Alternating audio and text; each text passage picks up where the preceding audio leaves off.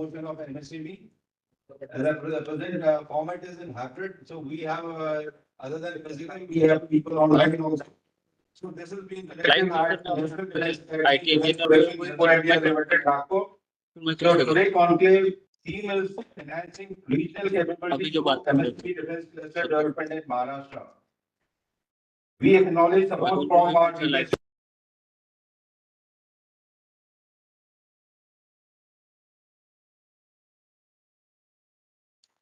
Sanjeev ji, please unmute yourself. Someone has muted at your end. कैसे? अरे यार ये दूसरी आईडी आपने लॉगिन कर रखा है, देखो फिक्की आईडी। अरे नहीं अभी थी यहाँ पे। Tell them to unmute. NADPMIL is muted. Already चल रही है ना सेशन हो सकता है। अभी ज्वाइन करके दिखाता हूँ। Am I audible now? Yes, audible. Yeah, please carry on. So, Government of India Vision for Indigenous Defence Industry would require definitely existing MSME to diversify and fast develop their capabilities and quality standards for defence manufacturing.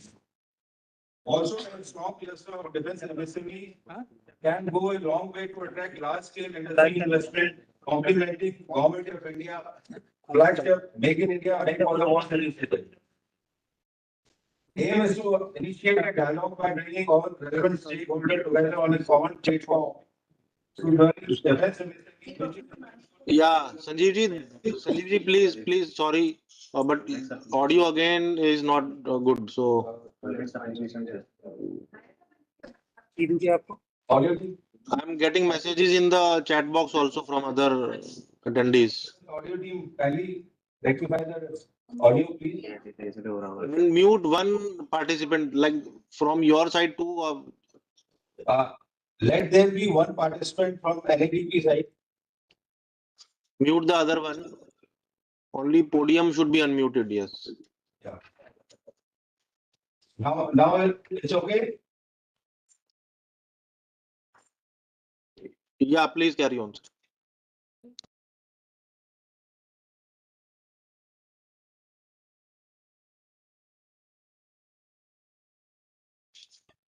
Sir, your audio again is not there. Muted. Yeah, they muted the wrong one. I don't know what they are doing.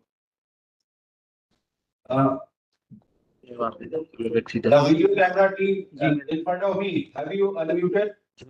कर दो जहां से share किया हुआ है उसको mute कर दो एंड पोडियम को अनम्यूट रहने दो audio team Yeah. So, am I audible now? Yes, audible. Yeah. Okay.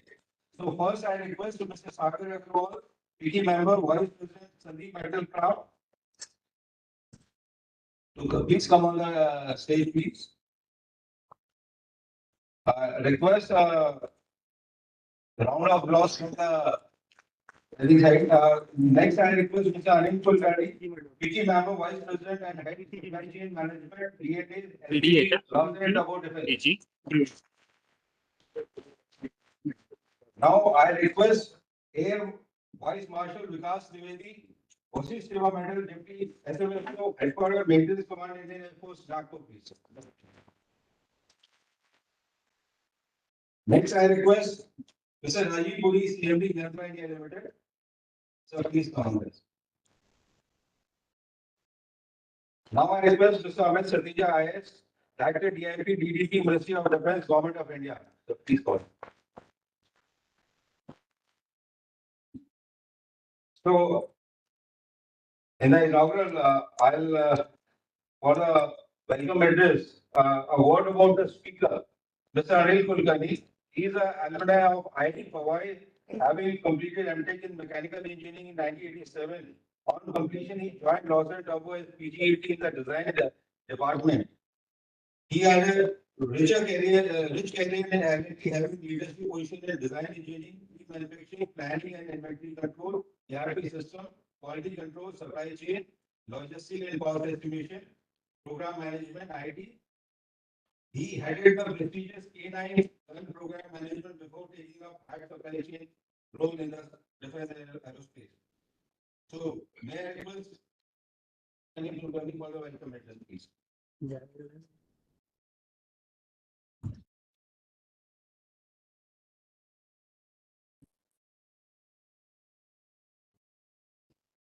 So thank you, Sanjeev. Dignitaries on the dais, dignitaries present in the hall, and those who have connected on online. On behalf of L&T, on behalf of MOD India, DRDO, Yandra Limited, and FICCI, I welcome you all to this session. MOD has been taking number of steps in developing this MSME infrastructure or developing the ecosystem in India for defense industry. And FICCI and L&T, they have worked quite closely together and they have developed this infrastructure to a great extent. L&T has been in forefront of developing this ecosystem. So,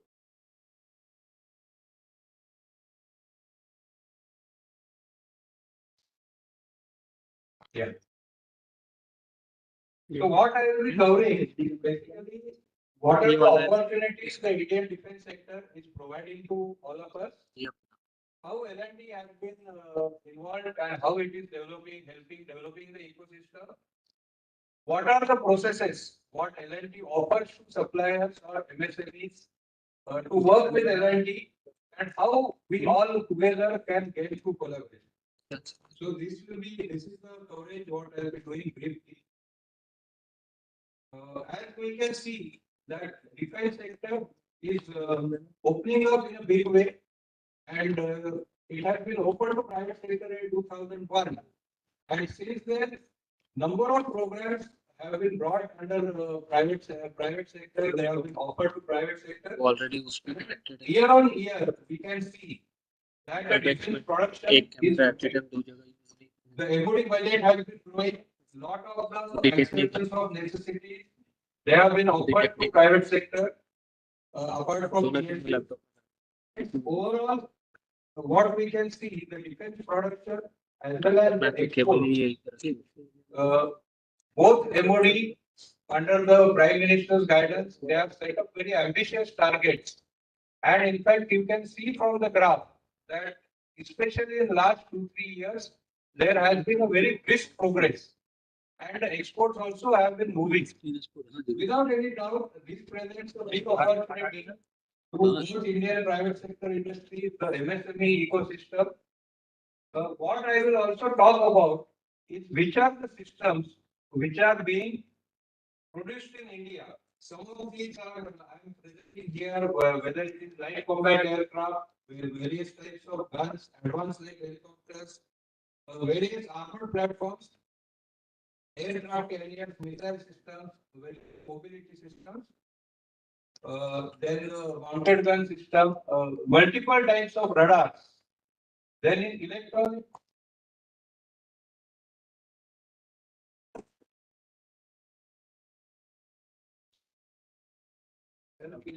Yeah. Yeah. In electronics, the various command control systems, the electronic warfare systems, all these things, these are being opened and these are the systems being offered for ordering. Quickly, what I will touch upon is about L&T. As all of you know, L&T is a corporate which is existing more than 80 years and it has a record of uninterrupted dividend for so years. The market cap is $60 billion. And apart from defense, it is also involved in number of national monuments, whether it is the Statue of Unity or the recently inaugurated Ram Mandir. Now, in L&T Defense business unit, L&T is India's largest private sector industry. And what we are working on mainly, one is the naval platforms and systems, which covers both underwater as well as above water ships, submarines. Then we are having electronics and sensors, various types of radars. We are having a big division which is manufacturing guns and armored systems. There are land platforms like Pinaka, Akash, and the missiles and aerospace. L&T has been involved in various space programs, whether it is PSLV, GSLV, SLV, for more than 35 years. Locations wise, L&T is spread across India. It has workshops in Talegaon, Coimbatore, Bangalore, Vizag, at Powai in Mumbai, at Hazira near Surat, and also at Kattupalli in Chennai. Now coming to the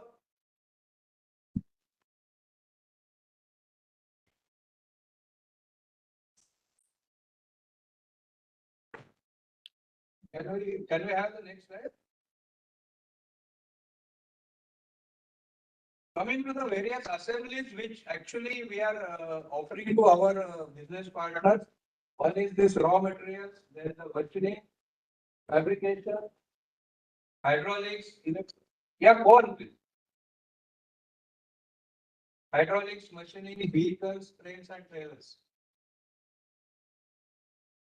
The outsourcing packages, what we offer, they can be broken down into raw material, cutting, painting, fabrication, machining, surface treatment, enclosures and cabinets. Apart from this, there are a number of bottoms which we offer, whether it is the mass, the trailers for vehicles, filters used in various platforms, DG sets, etc. In electronics also offer the packages like cards, wires, enclosures, and also bought-outs like relays, contactors, batteries, motors, generators, switches. A lot of effort has gone into indigenizing of these packages, and we have worked with the local ecosystem in developing these packages. And I'm happy to say that there has been enormous support we have got from our business partners as well as MOD to realize this, to indigenize this.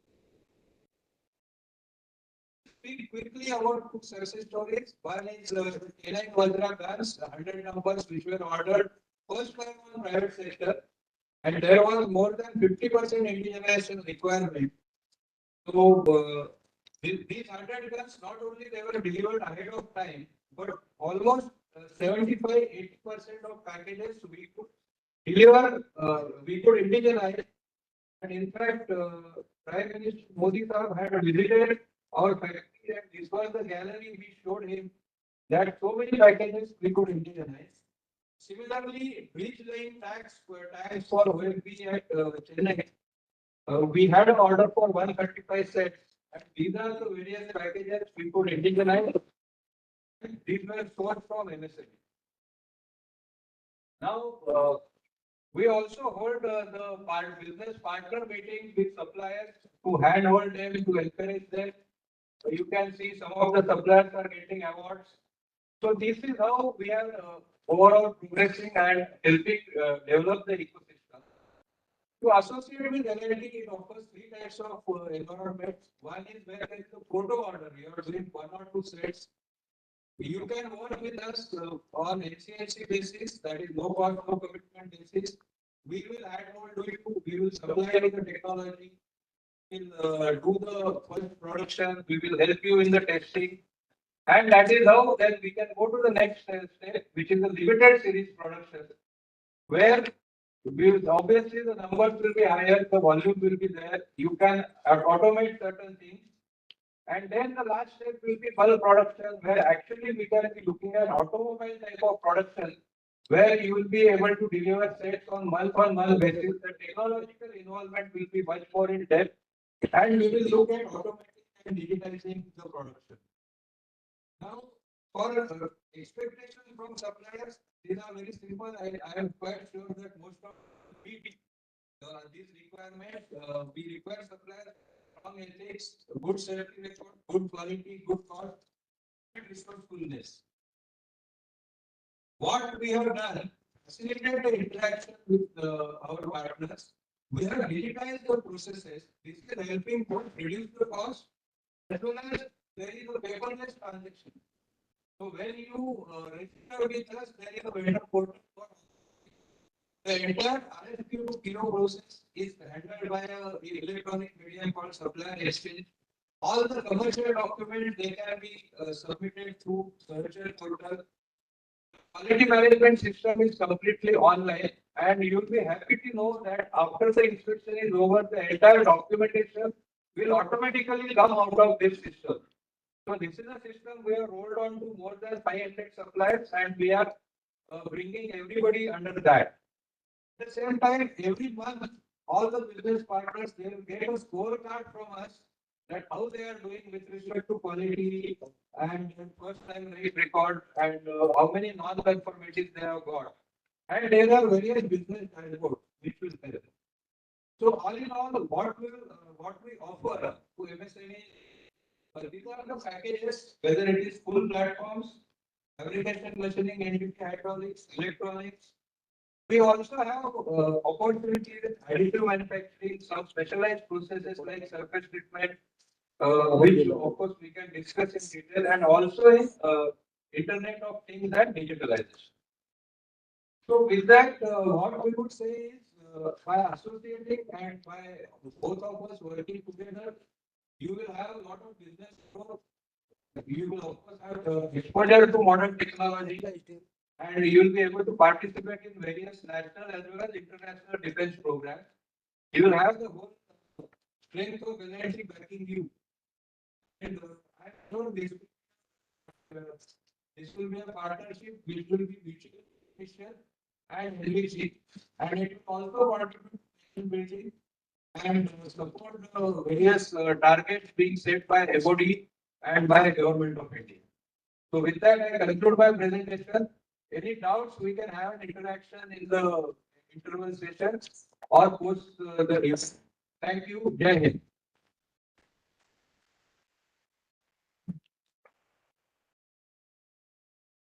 Thank you, Mr. Anil Kulkarni, for a very good thought from your side. Next speaker is distinguished senior officer from the Air Force. We have special address by Air Vice Marshal Vikas Trivedi, British Seva Medal, Deputy SMSO, Headquarters Maintenance Command, Indian Air Force. A word about the speaker.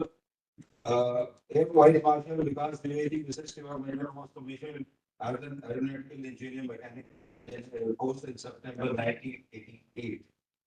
He is a alumni of Government Engineering College, Jabalpur, College of Business Management, Air Force Space Park School, IIT Mumbai, and prestigious Healthcare Defense College.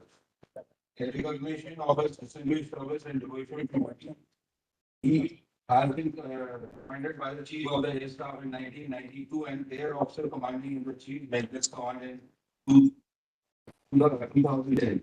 For distinguished service of highest order, he has been awarded Basis Silver Medal in year 2023. Sir, may I request for your special attention?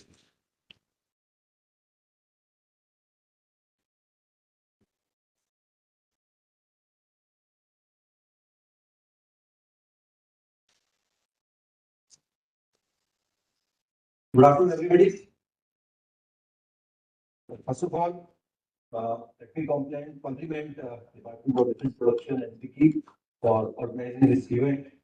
And these kind of events are very important to spread awareness, set to requirements of industry, requirements of defense forces. And this has been specially organized for MSMEs.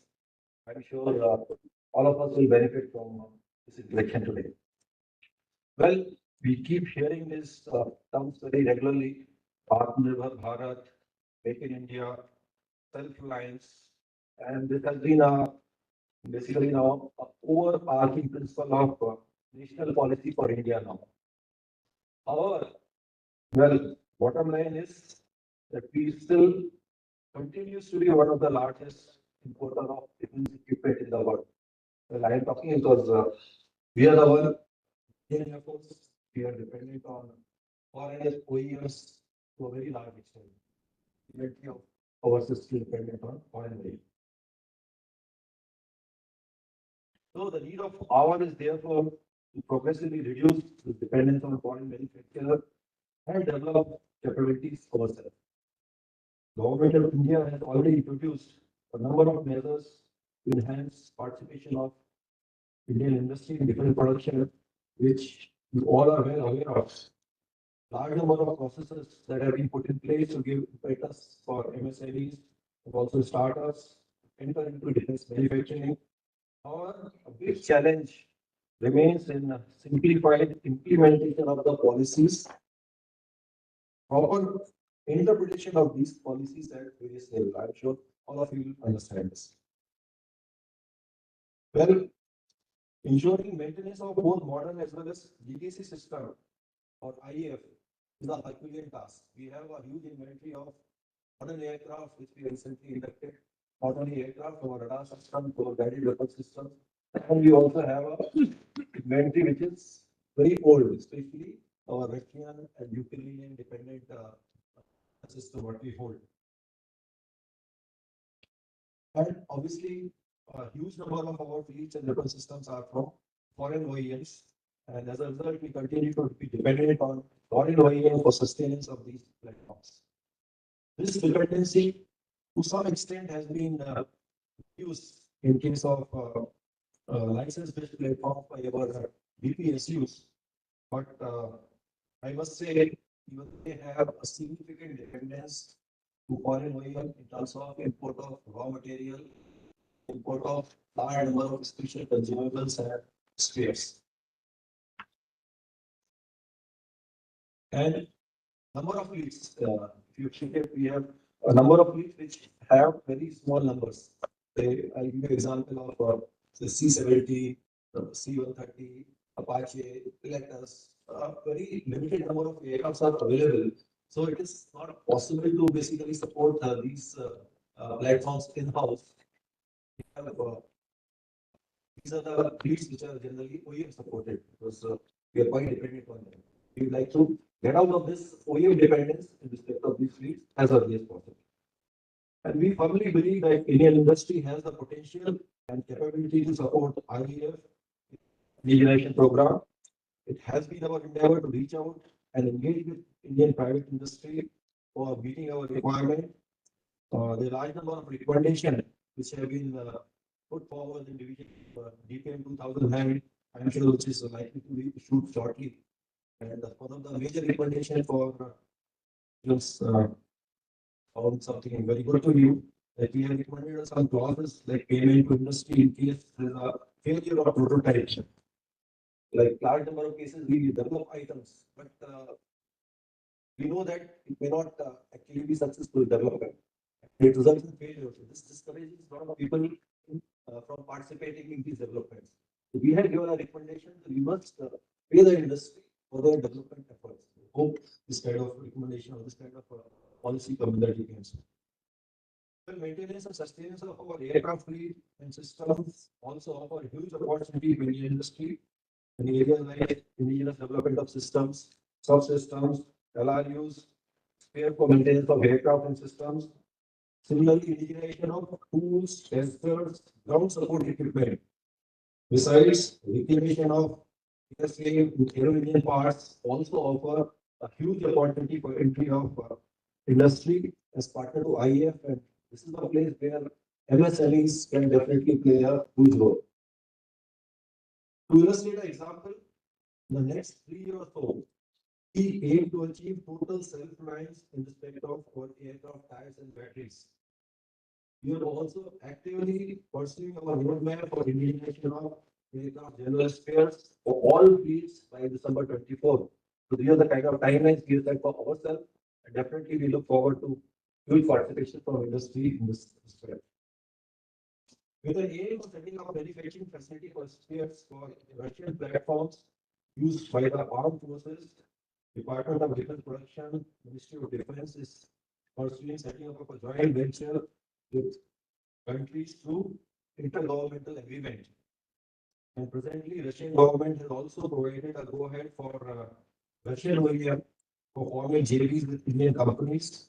This also provides a huge opportunity for Indian firms to be in the forefront of global supply chain by setting up manufacturing facilities within the countries of origins. And this has also resulted that we recently signed few MOUs between Russian OEM and Indian vendors. They have signed some MOUs. I have seen some of them during Aero India also. And I will urge more Indian companies to form these JVs. We know the situation in both Russia and Ukraine. A lot of talents available, a lot of technology available. And if you sign MOUs that are these subsidies in country, all of us will get benefited from this.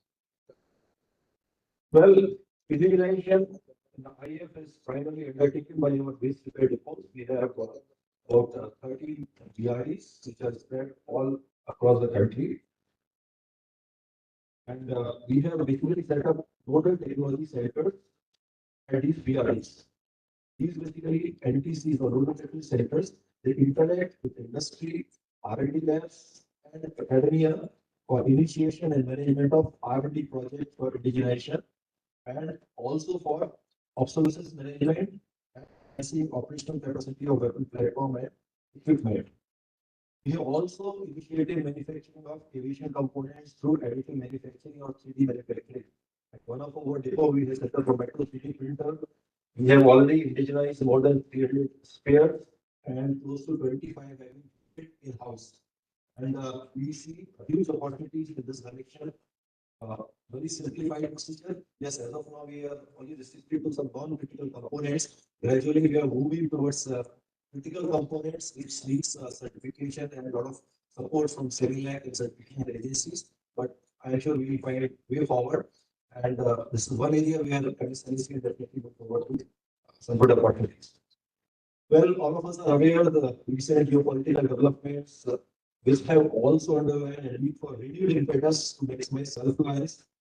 And silver lining, we feel in the current scenario, having the Indian private sector, which has dramatically matured over the last decade with technological technologies and has been observed to deliver high-tech products and services to the foreign buyers.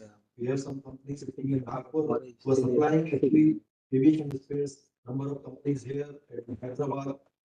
Items are going to foreign OEMs. So that's true of the availability of small companies. Certain areas where we have part tasking agreement with civil MROs or those as of now manpower intensive, like airplane disassembly, structural modification. We would like to extend this to arguments of mechanical as well as electronic rotables, composite repairs, harnesses, upholstery. We are also looking for a kind of plant-in-plant concept wherein teams from civil MRO are positioned within our area for carrying out ROF. Very shortly, a number of RFPs are going to be floated towards these kind of projects. So keep your eyes and ears open for these developments. Well, Department of Defense Productions also have a portal, Citizen Defense Portal, and so there's a separate presentation plan on this portal. So there is another area where you can look forward to our requirement. IAF has also hosted its requirement in this Citizen Portal. All our import spares that are in the import range, you can see what are the spares and where all you can actually do the development. MOD also released 5 positive indigenization lists. Defense Indigenization Committee has been constituted to oversee formulation and implementation of these positive indigenization lists and to give further thrust to indigenous development and manufacturing. Well, coming to maintenance command, here in the headquarters maintenance command, we are actively advancing the cause of indigenization in alignment with the Atmanirbharta initiative of Government of India. This effort spans challenges across airborne and ground systems, with maintenance command taking a proactive stance by reaching out to supporting industries in diverse domains. We are looking at collaborative approach to identify optimal solutions to complex issues, embracing innovations and technological initiatives to tackle intricate challenge of indigenization. The intention is to foster a symbiotic relationship with the IAF's requirements to align seamlessly with industry capabilities, promote self-reliance and indigenous development. We have a separate presentation planned in the third session by one of our indigenization officers, Dr. Chief Sagar. He will exactly bring out what exactly we are looking at, looking forward to in Indian Air Force. Finally, I exhort our esteemed industry partner present here actually contribute and provide us invaluable insight. Your thoughtful perspective and expertise are crucial as we collectively navigate and advance towards our common goal. Your engagement, commitment are instrumental in shaping the positive outcomes as we try to achieve together. Thank you very much.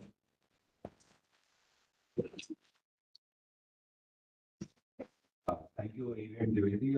Next distinguished speaker is Shri Rajiv Puri, Additional Director General Ordnance and Chairman Managing Director Yatra India Limited. A word about the next speaker. Shri Rajiv Puri is electrical engineering from Punjab Engineering College, Chandigarh, Master in Management Study from prestigious services, trained at Defence Institute of Armament Technology, Pune, explosive ordnance technology course from international renowned Royal Military for Science, RMCS, UK, National Security course from NDC, New Delhi. So with 36-year working experience in various production, labor, ordnance factory board, and now as a CND Yantran Limited, he has hands-on knowledge on the in handling various ammunition and multi-hardware production unit connected with support to Indian Armed Forces. Uh, yeah, he is also trained at Plainfield University, UK, in the field of explosive ordnance technology. He subsequently headed propellant and explosive division at headquarters of Earthsoil Ordnance Factory Board. As part of the training at the UK, he was exposed to various major explosive technology covering various aspects of ammunition manufacturing, including propellant and explosive. He also added various production units of Ordnance Factory Board, and the contribution was recognized many times at the unit level and subsequently awarded prestigious Santanu Swahane Award during Carpet Award and the Best Manager Award among the 41 production units of Ordnance Factory Board at the national level. Having acquired the requisite domain knowledge in the field of defense manufacturing, he presently holds the charge of Additional Director General Ordnance and the Chairman and Managing Director of Hyundai Limited, with 8 production units under his leadership. Hyundai Limited has turned around from revenue deficit to revenue surplus entity in a short span of 18 months. He continues to steer the company to the higher growth path during the current financial year. The request for a keynote address and an opportunity for business services. Over.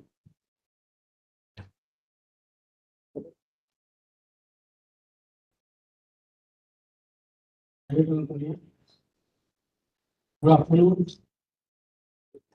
On behalf of Yelka India Limited, I myself, Rajiv Puri, CMD Yelka India Limited, extend a warm greetings to the dignitaries and delegates, delegates, industry leaders, and our business partners, MSMEs, ladies and gents.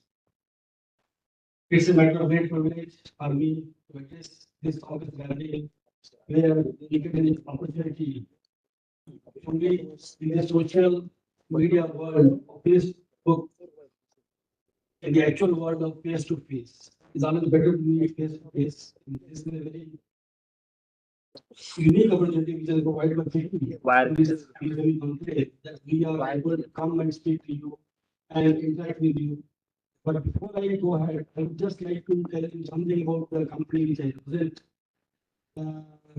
People who are aware of the unexpected board, it will be something which are known to them, but for the non-initiated, I would just like to add that 2 years back, in fact, we precise on 1st of October 2021,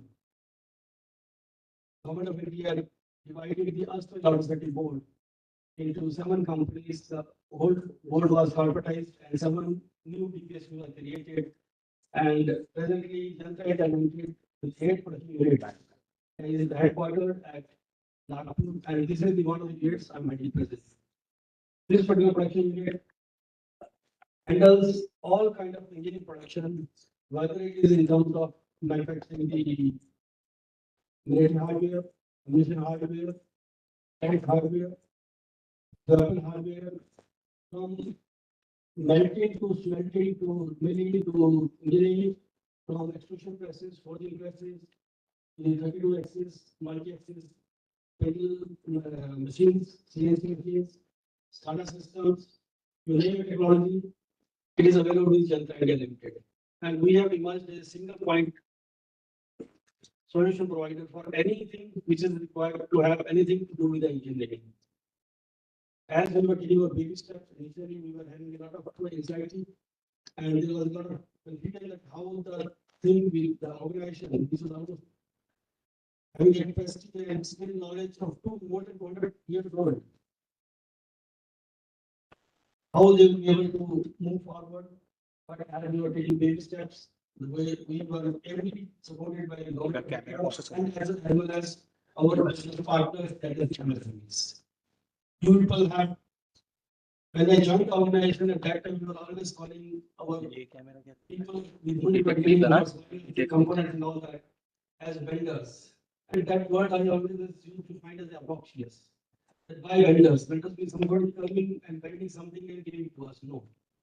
Slowly as we go forward, they said suppliers, then suddenly we said no, they're not suppliers, supply chain partners. But I feel the most appropriate word for the MSME will be our business partners and lifetime business partners. That will be the appropriate terms for MSMEs. That is how I have seen growing in our organization for the last 37 years. As you are all aware, that as a part of the corporation, the 70 which were created and Jantra Limited was having a negative kind of outlook where everybody was thinking that a company with 800 crore rupees loss in the year 2021 and with the kind of expenditures and without any visible workload, how they're going to navigate. But I can tell you, with the kind of team is available at Jantra Limited, we have been able to turn around from 806 crore loss in the year 2021 to a two-digit profit during the year 22-23, and the current financial year we are going to go ahead with three-digit profit. That is, we are going to go from red to green zone, from the negative to the positive zone, from the revenue deficit to the revenue surplus. So this has happened not by fluke. It happened because the transformation, the people who have taken up the corporation in a very positive way. They have not transformed not only with the speed which they were used to. They have transformed at the pace and the speed at which it was required to accommodate the changes that are happening in the ecosystem in a very, very dynamic way. Government of India going forward has already given us a lot of funds available to us for the purpose of developing new and new technologies and new products. We are already a 100% business vaccine solution provider. Here the role of the MSME comes. Here we would like to work with them as business partners and from the future, whatever products are developed, we should be coming and taking their help.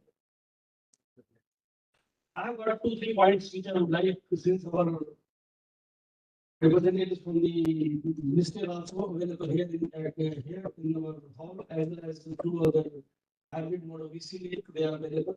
2-3 things are there which I feel that the policy changes which are required to be done to see that this ecosystem goes for a positive change. First change which I foresee is that all of us are talking about how we are to move forward by more and more exports. It is very welcome. We must go for more and more exports, like Limited also. At the time of incorporation, prior to that, we had done hardly any exports, maybe legal amount of 2 crore rupees.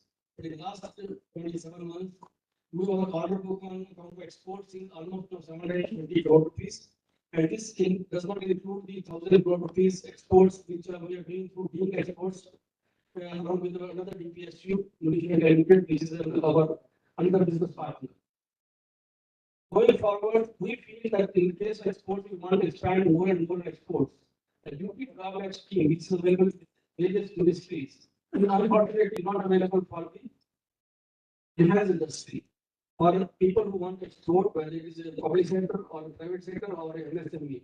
So this is there is a need to relook at this duty drawback because it will give us some kind of a headway of 2 to 3% in our cost base. This is part number one. Part number two is that despite these exports growing and the kind of initiatives and the federal government and the Prime Minister, our imports are not coming down. We are having a dubious distinction of becoming sometimes the first, sometimes the second number in terms of importing the defense requirements. We will be surprised when most of you may be also working in the industry. Almost 10% of the world's exports are coming to India. It is a huge figure. 10% means that 1/10 of the world's defense industry is being paid by Indian taxpayers' money. Whether the taxpayer money goes to the defense sector from the public sector undertakings or to the private sector who takes it from the banks or to the MSME who take it as a loan. So this huge amount of money which is going out must stop. And here we feel that with the liberalization and opening of the defense sector, the private sector must chip in. What we are finding is that the defense sector, in the defense sector, private sector, is coming into the field which are already established and which are already indigenous. Because they are aware that this particular business opportunity is available and it is easy to grab that opportunity. But in this process, a lot of excessive capacities are being built up and being created. And the focus of the funds should be towards those areas where we are able to do the import substitution. This 10% exports of the world which are coming to India, sectors funds should be incentivized. This are by some means of some subsidy to the private sector as well as public sector. If we go into the direction of reducing this 10% component and our exports which are presently 7% for exports.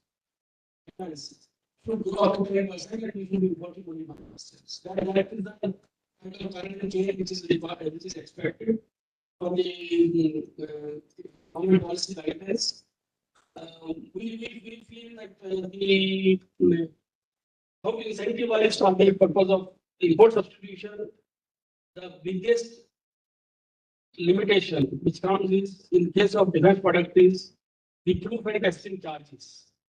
For a particular product, if it has to be tested, which may be costing say around 1,000 rupees.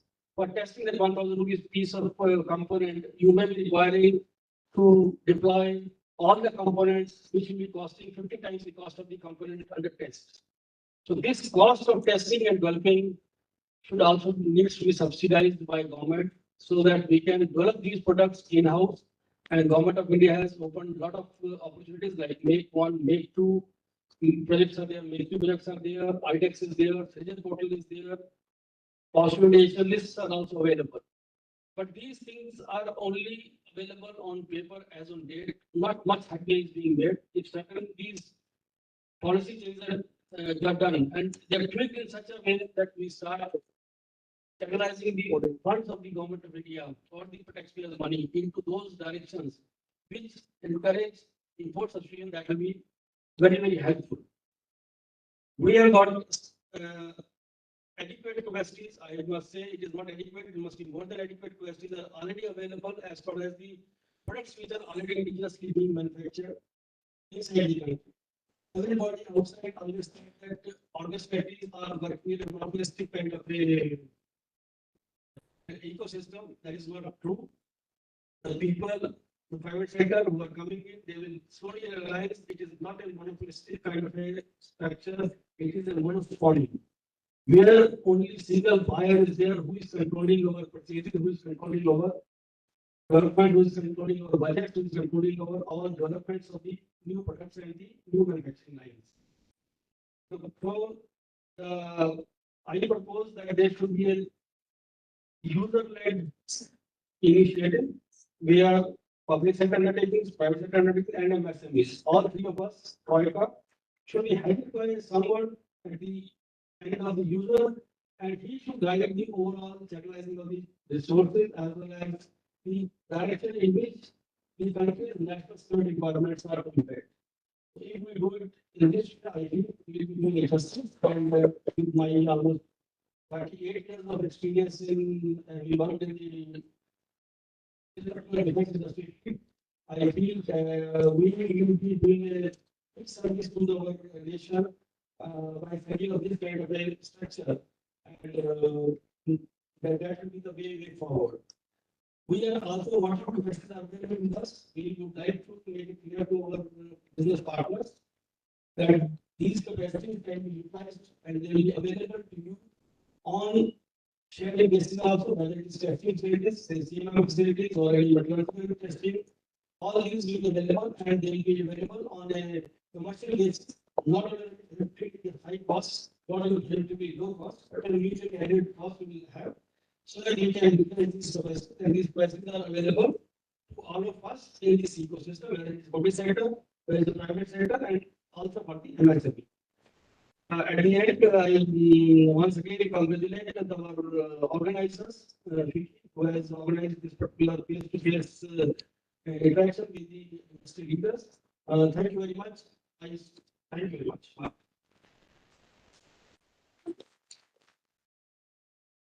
Thank you, Rajiv. Please, for your very well thoughts. Next speaker, distinguished speaker, Nicholas Satya, IAS Director, Deputy Department of Defense, Protection, Ministry of Defense. A word about the speaker, Shri Amit Satya is an IAS officer of AGMT Carter. He is presently working in the Ministry of Defense in the Department of Defense Protection as Director in the DIP division. Prior to joining the Ministry of Defense, he has worked in various territories across the country under different capacities. He has served in Andaman and Nicobar Islands, Defense, Delhi Goa government, Lakshadweep administration, district administration, Delhi airport, excise, urban development, health sector before coming back to Delhi central administration. Before joining Indian administration, in 2008, he master's in management studies for Vindhyagar Bajaj Institute of Management. In economics for part-timers. So now may I request Shri Amit Satya ji for the keynote address and talk on enhancing the participation of MSME.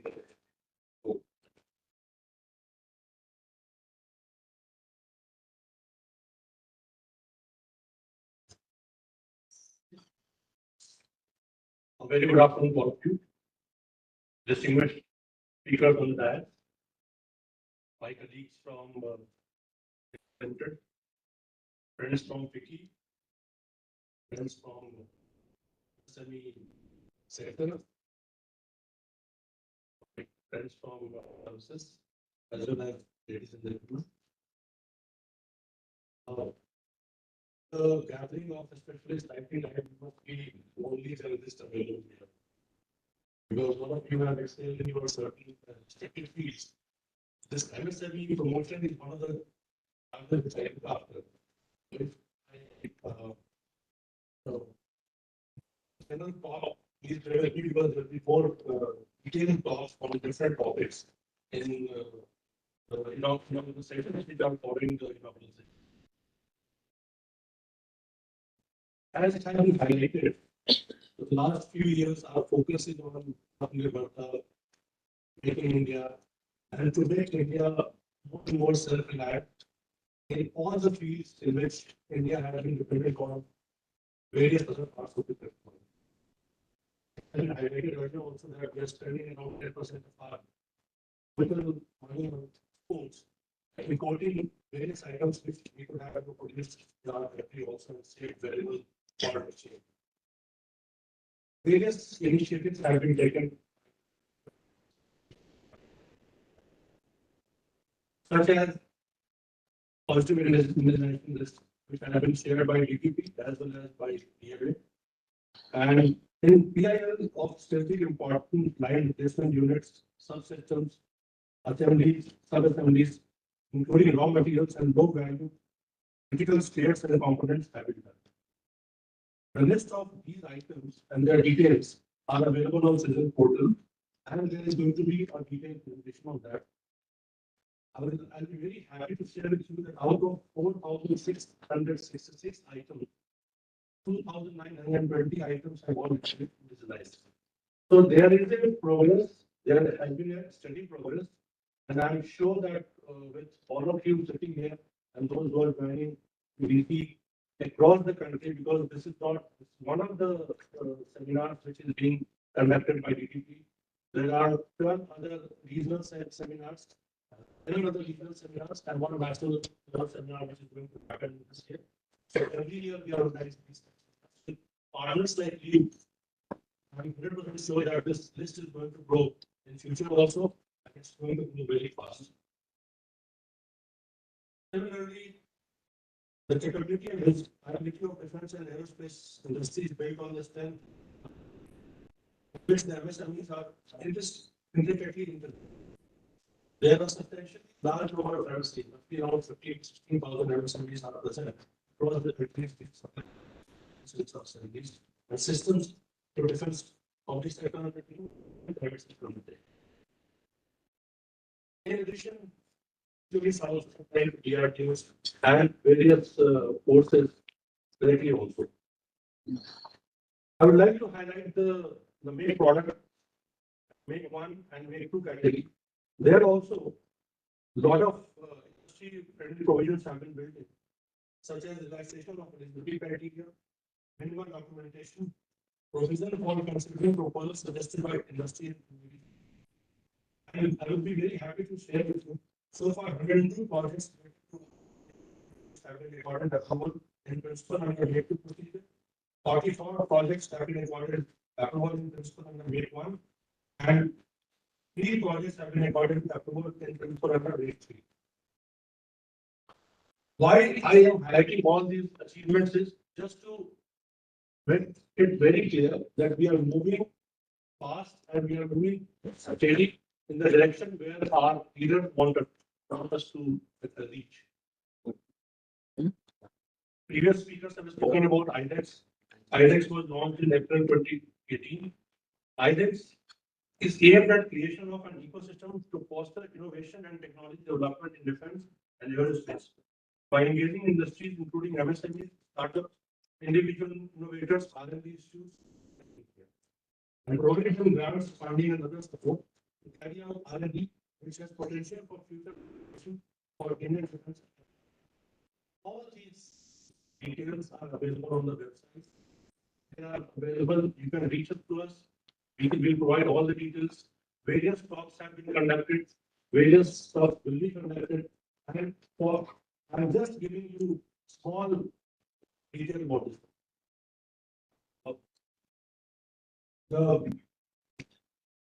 One of the aspects which I would like to highlight here is, which I think they are running, was that I also look after the licenses in the industry. So various license requests are coming nowadays in the industry. So can I have the first one?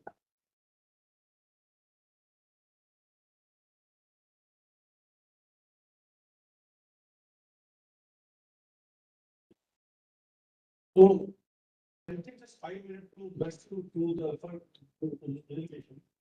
This is basically there is a lot of misconception in the mind of people regarding required for the licenses. And parts and components have already been licenses. Licenses are applicable only for items which have been notified under 1/2009 series and small arms and ammunition and heavy parts of firearms. And these are the details given. They are targeted under 2 acts, Arms Act and Area Act. DPIIT and Department of Commerce and MHA are the licensing authority. Basically, these are the big items for which licenses are required.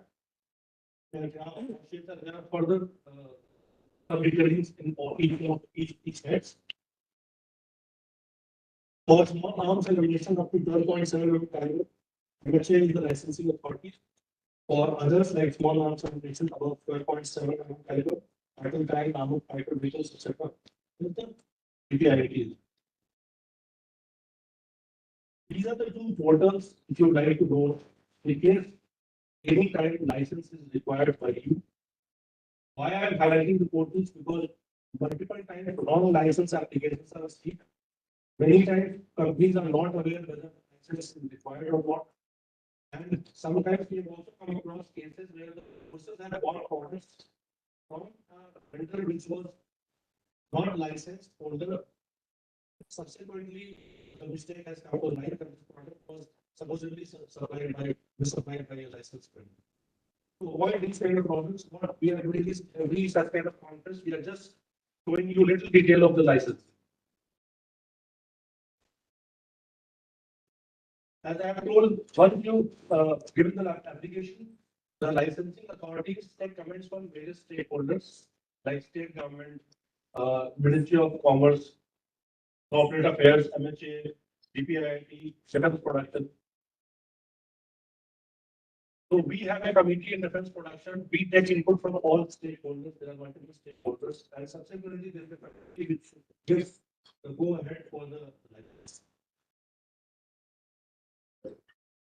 List for which the license are required is available on this particular link, which is on the website of DPIIT as well as on the DTP website.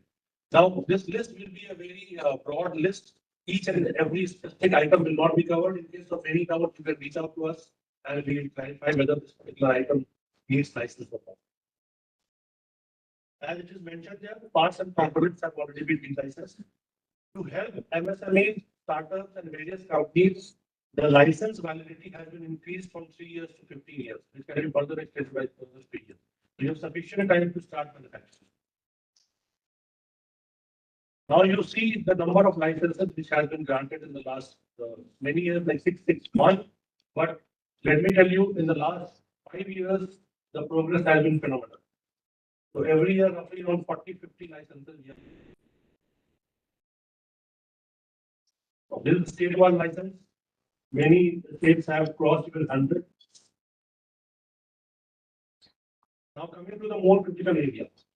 The moment you are into the defense manufacturing, whether you are manufacturing subsystem or a part of or component which is very, very critical, may not be license required. But you need to be very, very careful about your manufacturing process.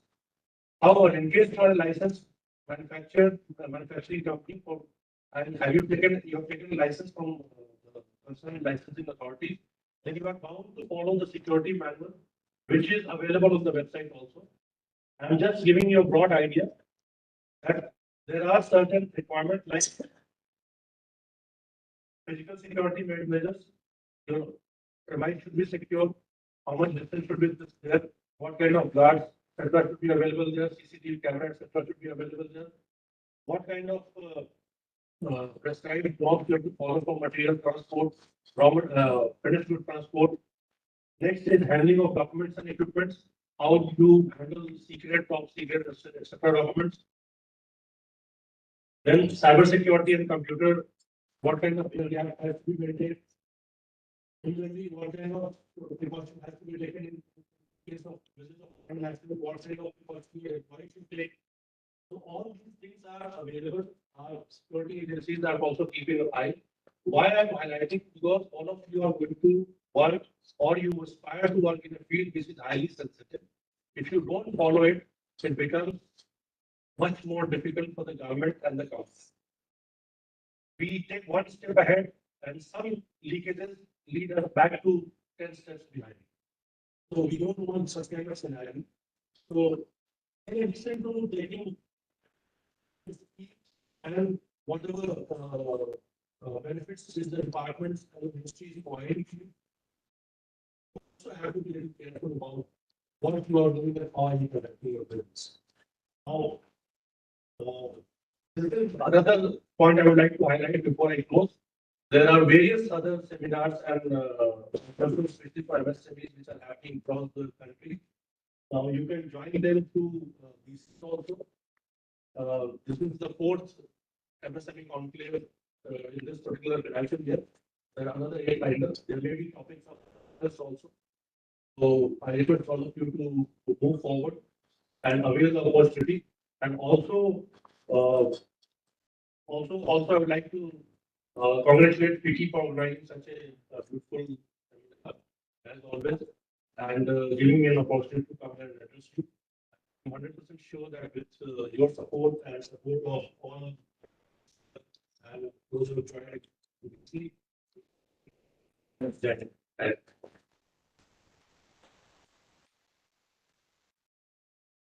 you very much, Mr. Deji, for your willing to vouch. So next is vote of thanks. Board Holders CEO Mr. Sagar Agarwal is the Vice President of MSME Defence Private Limited based in Nagpur. This company is engaged in the manufacturing of ammunition fuses for all technical Prop 23 mm, TIG 155 mm, safe and arming devices, hardware, all arm components. Mr. Sagar Agarwal has completed his bachelor's and master's in engineering from Cornell University, USA, and has been involved in the defense business since the past 13 years. He has a keen insight into the challenging opportunity for the MSME sector. So, Mr. Sagar,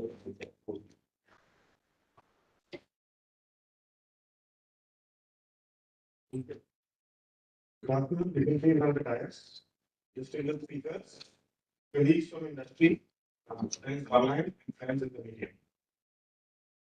Vice President of As Punya mentioned, we have been in the defense for 35 years. We manufacture ammunition fuses. We are the largest manufacturer of ammunition fuses and second army devices in India. Apart from that, we are making ammunition hardware, shells, also components and several families of products. We are supplying to most of the ordnance factories in India and also to all major defense OEMs worldwide.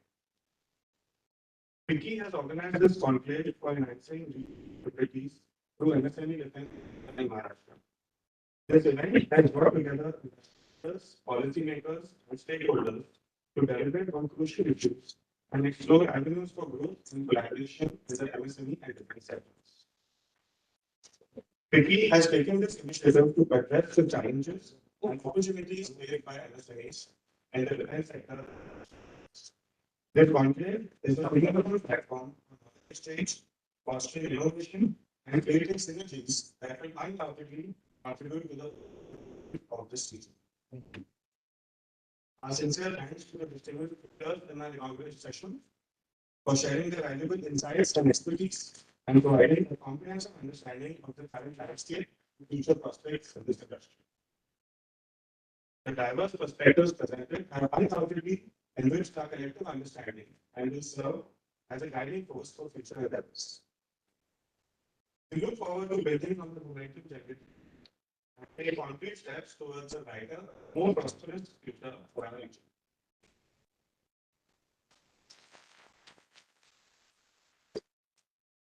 Thank you, Mr. Savar. The wall will just come to the end of the inaugural session. Ladies and gentlemen, can we have a round of applause for the speakers? How are the first single speaker for us? Any comments on that? So,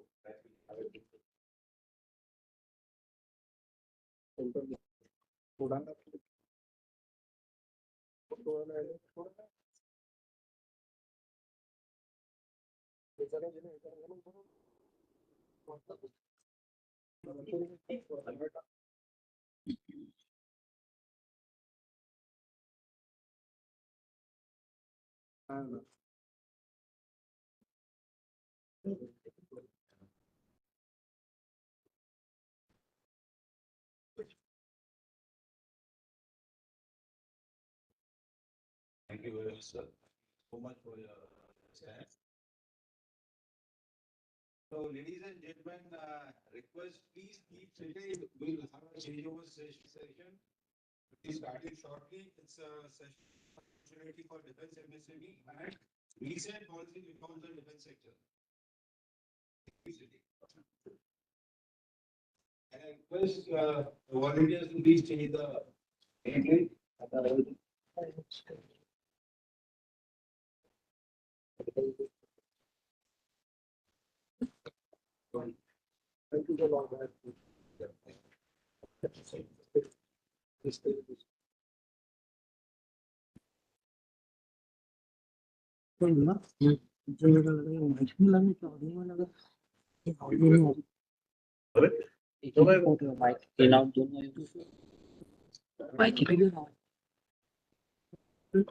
सुना मैं online सुना आवाज नहीं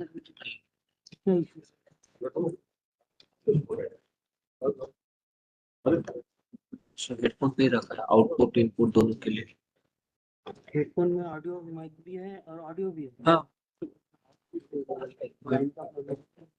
VP line का ही होगा तो मैं online play मैंने भी ऑनलाइन प्ले करके देखा उसको आवाज नहीं ये तो आउट नहीं है ना क्योंकि लग रहा था क्या कर रहा है अगर उसका आउट रहता तो दिखा घेतले तिकडे हा का हाय का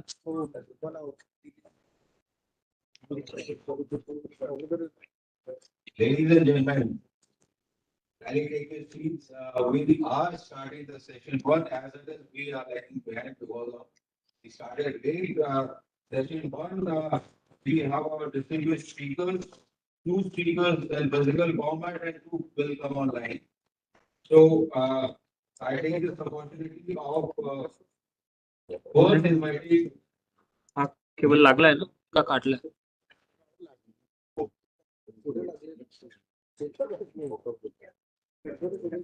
first I request Mr. Dushan and Desh Pandey. He's a director of Vidarbha Defence Industry Association, Nagpur. Mr. Desh Pandey, can I have your desk, please?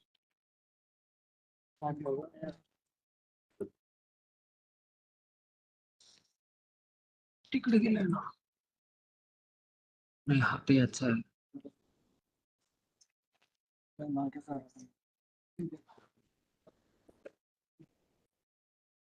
बघा ना मध्ये आता चालू झाल्यावर माहित पडेल video Our play next distinguished speaker coming online.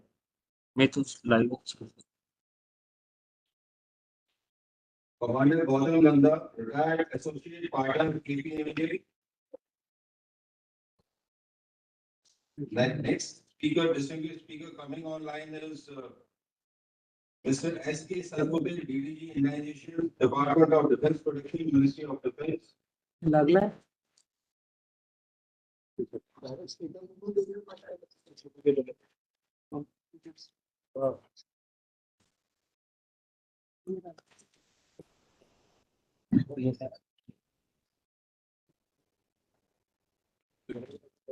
Stop करून मी setting change केली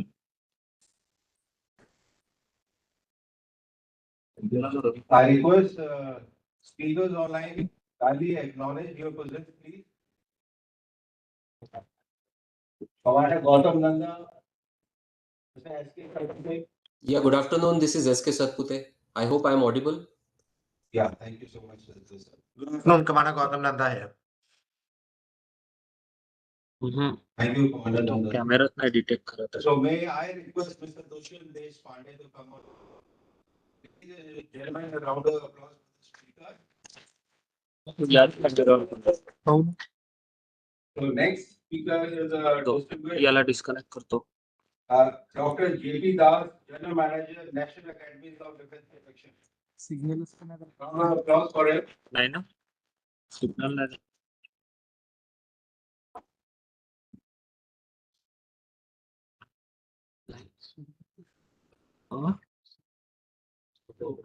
आई मी तिथे कॉन्फरन्स हॉलला लावतो तो ATM केबलही चालू आहे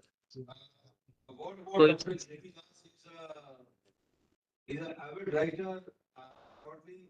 I have come to know he's written many books. Again, a great intellectual, subject matter expert on the topic which he is going to speak.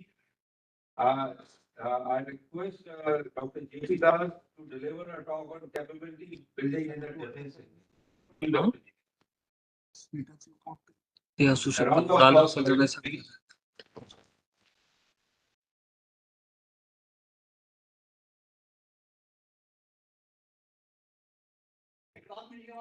Ladies and gentlemen, both from the online as well as from the offline. Distinguished speaker on the dance, members from the delegates from the Ministry of Defence, from the VT, from the Captain of Indian University, from service officers and other aides from Orange Aircraft. It's my privilege to talk to you in this forum. If we have a short video, I will sometime audio visuals text better, so I'll come to the video.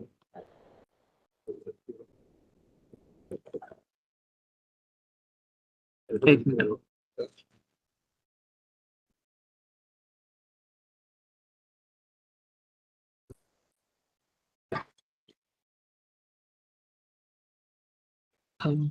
एक minute थांबा पहिले याला हा चालू करून घेऊ बोला तो एक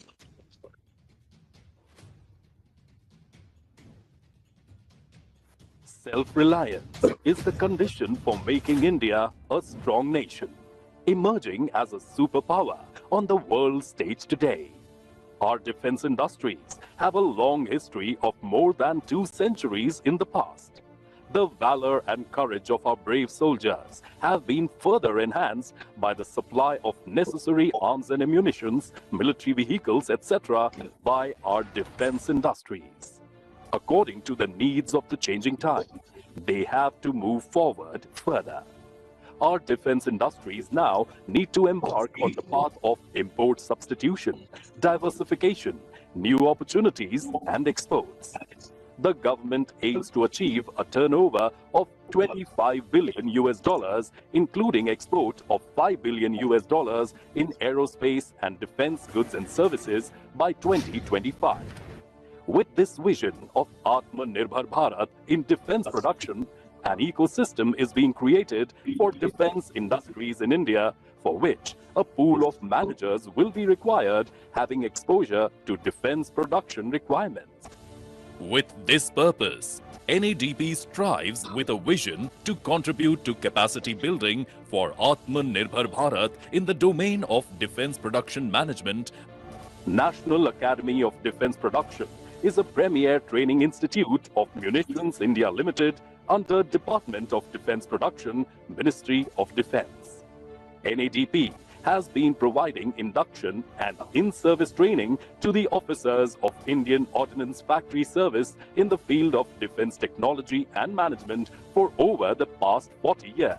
Earlier, this academy has been part of the erstwhile Ordnance Factory Board, which was engaged in defense production for more than 200 years. NADP is also one of the central training institute recognized by DOP&T. The academy is well equipped with state-of-the-art infrastructure that includes classrooms with all modern multimedia teaching aids, computer lab, a conference hall and an auditorium, a full-fledged library, and the Technical Exhibit Center displaying a wide range of defense products and models displaying products and processes. Well-equipped hostels, well-developed infrastructure for indoor and outdoor games and sports, gymnasium, sauna and steam bath, jacuzzi and music room, a digital media production center to create audio-visual content for education and training. The faculties at this academy are well qualified and have rich experience in industry.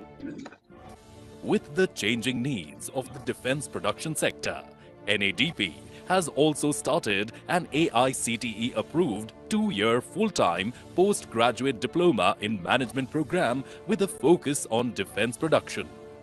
The academy has been accredited as Ati Uttam based on the National Capacity Building Standards by the Capacity Building Commission, New Delhi. With its aspiring vision, NADP looks forward to contribute to the growth of the nation's defense sector.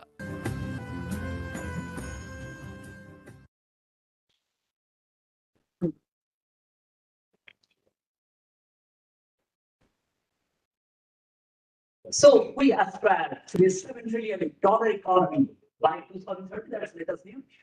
So what exactly that means for us? We want to be the top 3 economies in the world. My question is that can we become the top 3 exporters in the world? What does that mean? That means we have the export something around $35 to $45 billion. That's fine. And the military industrial complex, right now the signing for we will have $25 billion by 2025. And to go up to $300 billion. I think Canada's plans that we have got in case we want to make it. So this is how the budget of the what is about the US to the highest is around $801 billion for the China. That's it. It goes along. The percentage is so over here. So something around 2% of the GDP that's a natural extension of some other country towards the defense. You can see the budget wise, the US is the biggest for the China followed by India.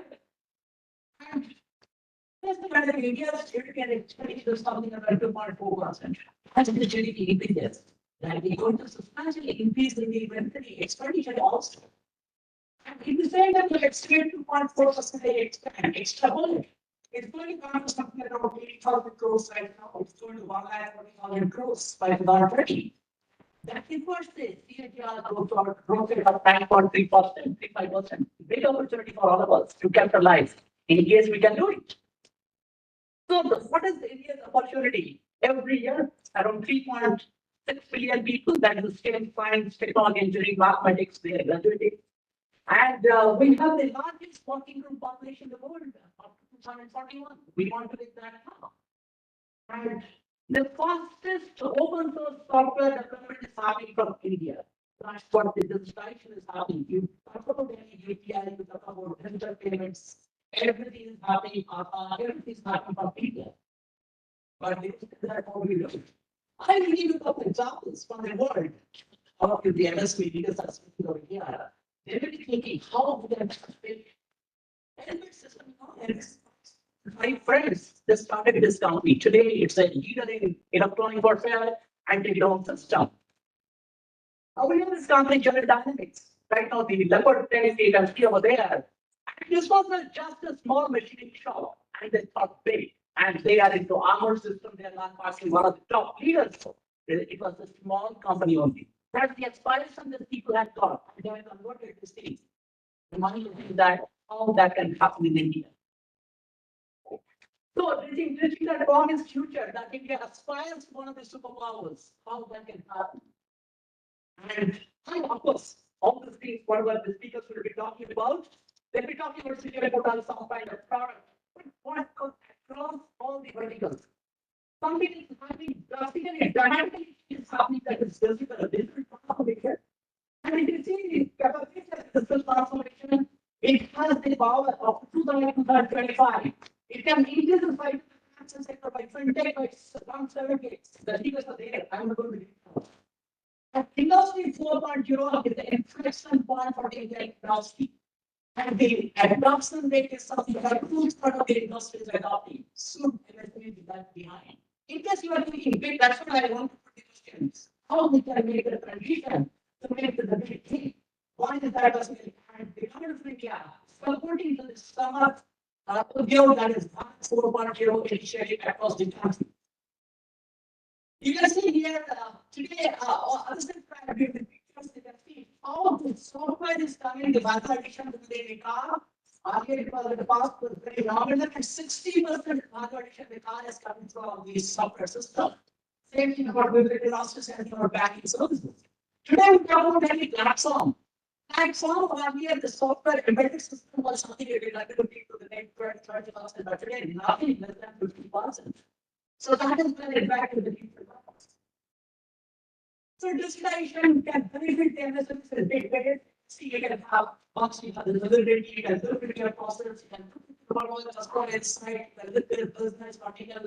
Everything is possible. All the I have better understanding of the you can have efficient, more efficient processes you can have. So that is one significant area of opportunity that we can always capitalize on. One team.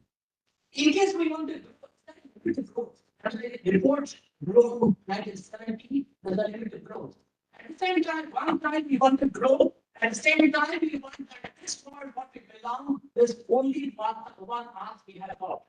And the national goal is that we should achieve the net zero transition by 2050 for country and other countries, and by 2070 for all the countries. What does that mean? Your contribution has to be come down. And a lot of people, when I talk to the other people, from the world, people are talking about a lot of conditions so that they don't put their footprint on the house. Biofuels, everything is happening. And today, in case in the you're using that way, and replace that way. And you are using biotechnical emission, you can use sulfur, can change it. All these things to be as we try to export to other countries. People have been looking for some kind of environmentally sensitive friendly kind of a thing that we have change that we have improved on. That's what we want to stand for in the world. In case we want to get an export mark. So the third I thought that what is happening? There's ultimately now people coming for a short time and they are going out. Earlier, what I used to understand when you induct an equipment, it roughly takes 5 years time to train yourself, the entire protocol you develop. You train the people, and at the end of the line, people are trained. By the time, but people are coming and people are going. That means what is the implication? People have to be trained very fast. People have the fast turnaround has to be there. We have seen expert with gen technology, one of the MSMEs, they have lots of simulators coming out. How we can train people faster, that's the challenge. That's how the customer perspective. That's what you have to kind of prepare a future. Learning curve has to be fast, and vehicle system has to work in all the environments, and it is extremely important. And you have situational awareness with all kind of sensors coming in. It's a future warfare is about all integrity of the sensors. And you have to better than others, other studies. That's the kind of future that Indian armed forces will be looking for. So this set apart all the product category that will be discussing your capability of thinking. This thinking has to come the line once you think from this perspective, the customer perspective, the sustainable perspective, you have to think of it. So I say that new things are extremely important. We have to talent. We are young citizens. We want to have the technology. How to make that talent with technology? That's the challenge. So this thing can be, this thing can be possible. Two ways it is possible. One is up to public policy intervention.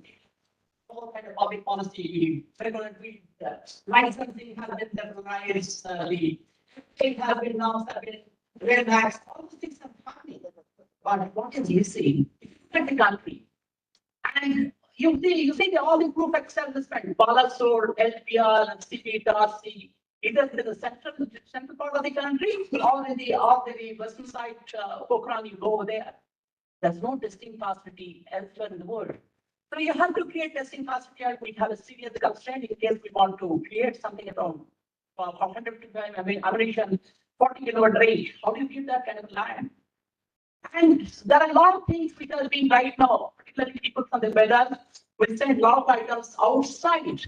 MSME are sending for testing. We have to create a database in which we have to find out what exactly is not available over here. And that kind of a training to the testing infrastructure has to be created in case it does trigger the break. And we have to work together. We have to break the cycle. The kind of mindset also has done. Government right now goes by the process of L1 procurement, L1 T1, maybe they have directly split up. But long-term partnership, that is what exactly we have to invent a model in which we co-partner in all stages. Wonderful, I could see the Air Force, they say they have suggested, recommended. The tolerance level for the follower has to increase in case we are supporting innovation. That's a great thing, that's a great move. And, so this is what actually I will try to talk about some of the Indian success stories. This is about this is a company that has got a lot of awards presented. This was first time in 2018. This is Big Bang Boom System. It got 5 edits audit. Successfully it has done it has constitutional audits on the armored vehicles. It has done fire foam fighting system for the armored vehicles. It has done it. It has been awarded. It's right forum. It's been awarded. So these are the areas that has been done. But the background story is that people are talented, but they are supported by these two hubs. The incubation hub in E-Hub and the fourth in Colorado.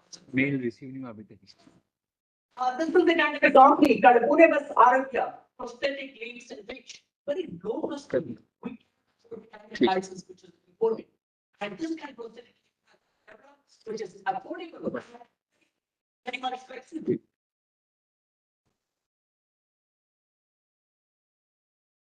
So this is one thing, the Ramble platform, once you go to the reports and try to clean the system. And this particular piece, it was not related to the state happened in this trials by Aqua. That was systems over there, but Aqua system and the others. So that piece is happening. And you can also make it happen. So best if you look at the world, what is happening? They go one map you look at US and $800 billion budget. Huge budget. Very powerful players. A lot of players. The turnover is more than of more than $20 billion. So whereas in India, if you come down the city list, you got to somewhere now something with only 40 days outside the town in the 2 days, except for India, of course. How many days? 40 days, still small. You have the Europe, you have the entire their supply chain is very integrated. They're trying to do a big way. You have the Japan, and they have the again maturity level of the technology is very high. And India, we always say that it's MSME, it's about talent, But the point is that when we are talking about India, the only way looking at India as a destination, but we are looking at the world as a destination. Because what all happened? Our Trump was telling, because the talk he was telling, he said that a lot of weather troubles, climatic disturbances are happening in the border states. Maybe this is because our adversaries are right now hampering the climate by some kind of a mechanism. This is kind of a new kind of a territory may be happening because people are changing the climate. So this is the more powerful, the more attacks will be coming from other side, whether it's your part of the entire economy, data economy, the data economy, the engine, data is the engine of the economy. In fact, that is why so much emphasis on cybersecurity, particularly if you are in defense, you are happy you ignore those guidelines, you are going to be in trouble. So that's not exactly how we can take it ahead. Look at it. How people have done it. People have done corridors, people all across the world. If you look at, I am talking about this Aerospace Valley. France, it has been particularly successful. There are the two hubs actually, one in Bordeaux, one is Toru. And this hub, it has got the academics, it has got the research, it has got the industries coming together. It has got data aviation over there, it has got Air France over there, it has got all these three industries over there, and it has created more than 1 lakh jobs.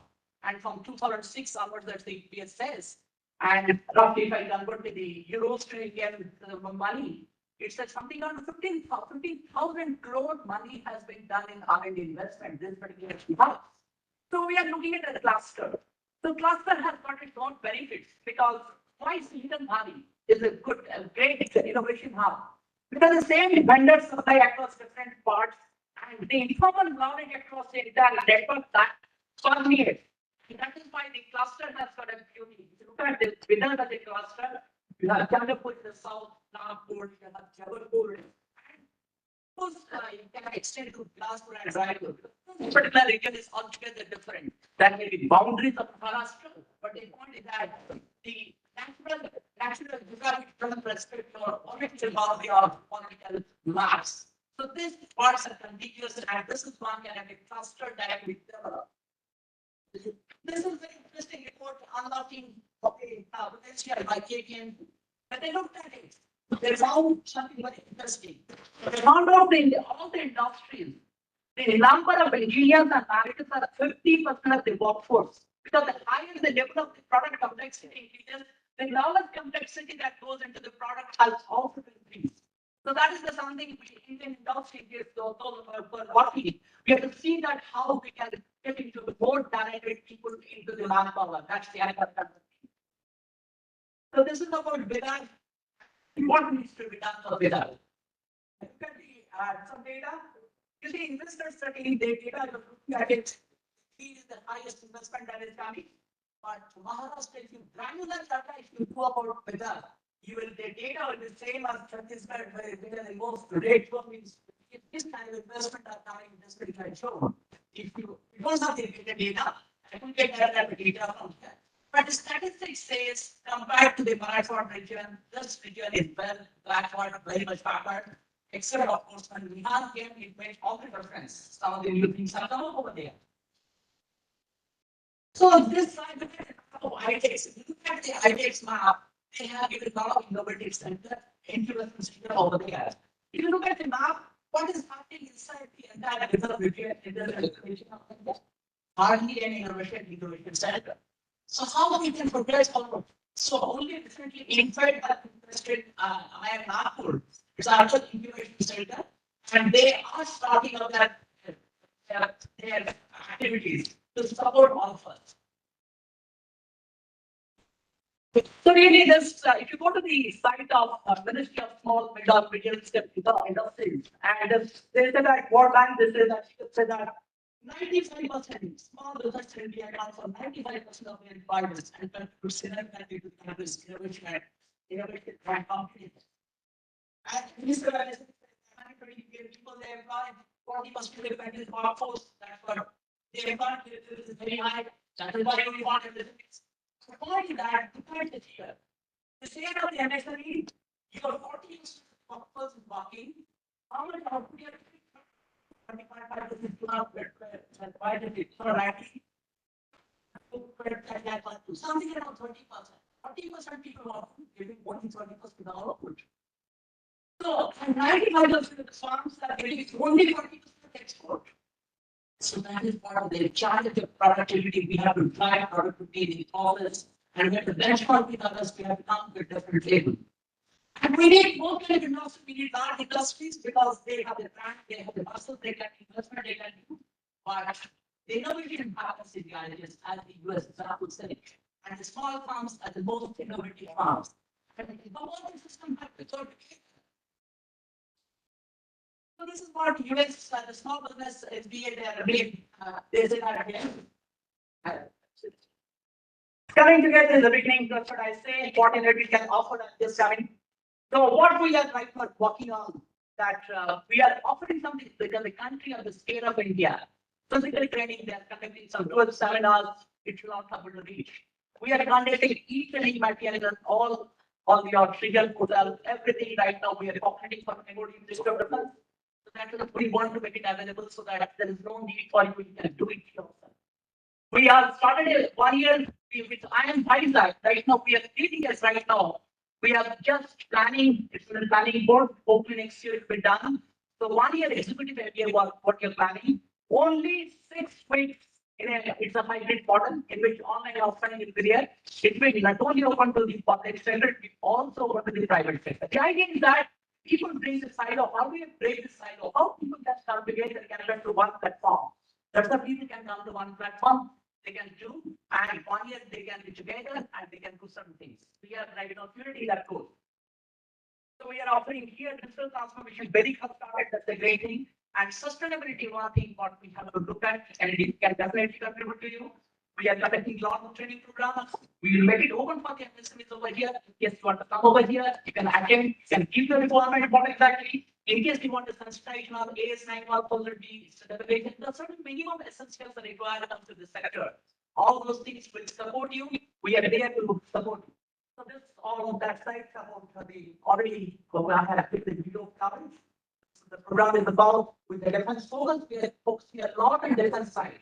On the technology side, because it's the only one of its kind program, the same program what we're running over here, one of its kind in the country. The first time we get defense. And this is the kind of industrial people are visiting. There's a lot of industries we are visiting over there, people are exposing them. And lot of training activities happens to build the leadership skills over there. A lot of industry connects there right now, people from different sectors, right from Sarkar, from IBM, EY, people are from other levels. We invite people and we tell them, we connect them to industry, that is what is happening. We have a very different approach over here. In case we want to build India, we have to create an inclusive India. And our students are involved in the CSR, they do volunteering for the CSR, that's a lot of activities they're having. They did a charity event in which they collected money for a client school. And of course, I can pay from the CSR, but always look at hard effort. They did the finance, they did the marketing, they did everything. That's the great thing, the client school, children that perform in options over here, we collected money for them. A lot of collaboration we have got, so we can always staff them with people, including them at the network, on exposing to these kind of internships. This is exactly in life fraternity. Of course, we have a lot of accolades, right, from the Golden Beagle Award, from the IELTS, the Berkeley Award, we have Retro getting a Sikha Award. So a lot of awards are there, they come in the way. But that doesn't really define us. What is our commitment to make a difference in the sector, to bring you all together, to do something for you that can make India big. That is all our approach. Thank you so much.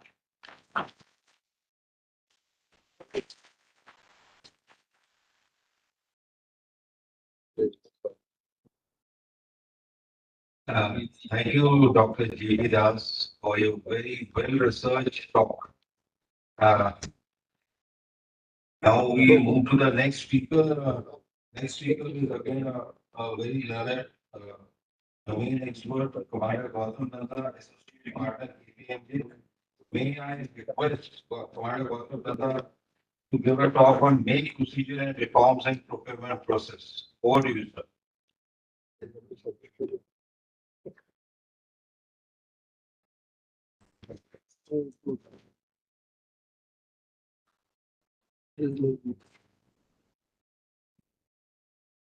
So, good afternoon, everybody. Thank you very much. Thank you, Feki, for giving us the opportunity. Yes, thank you. Can we go to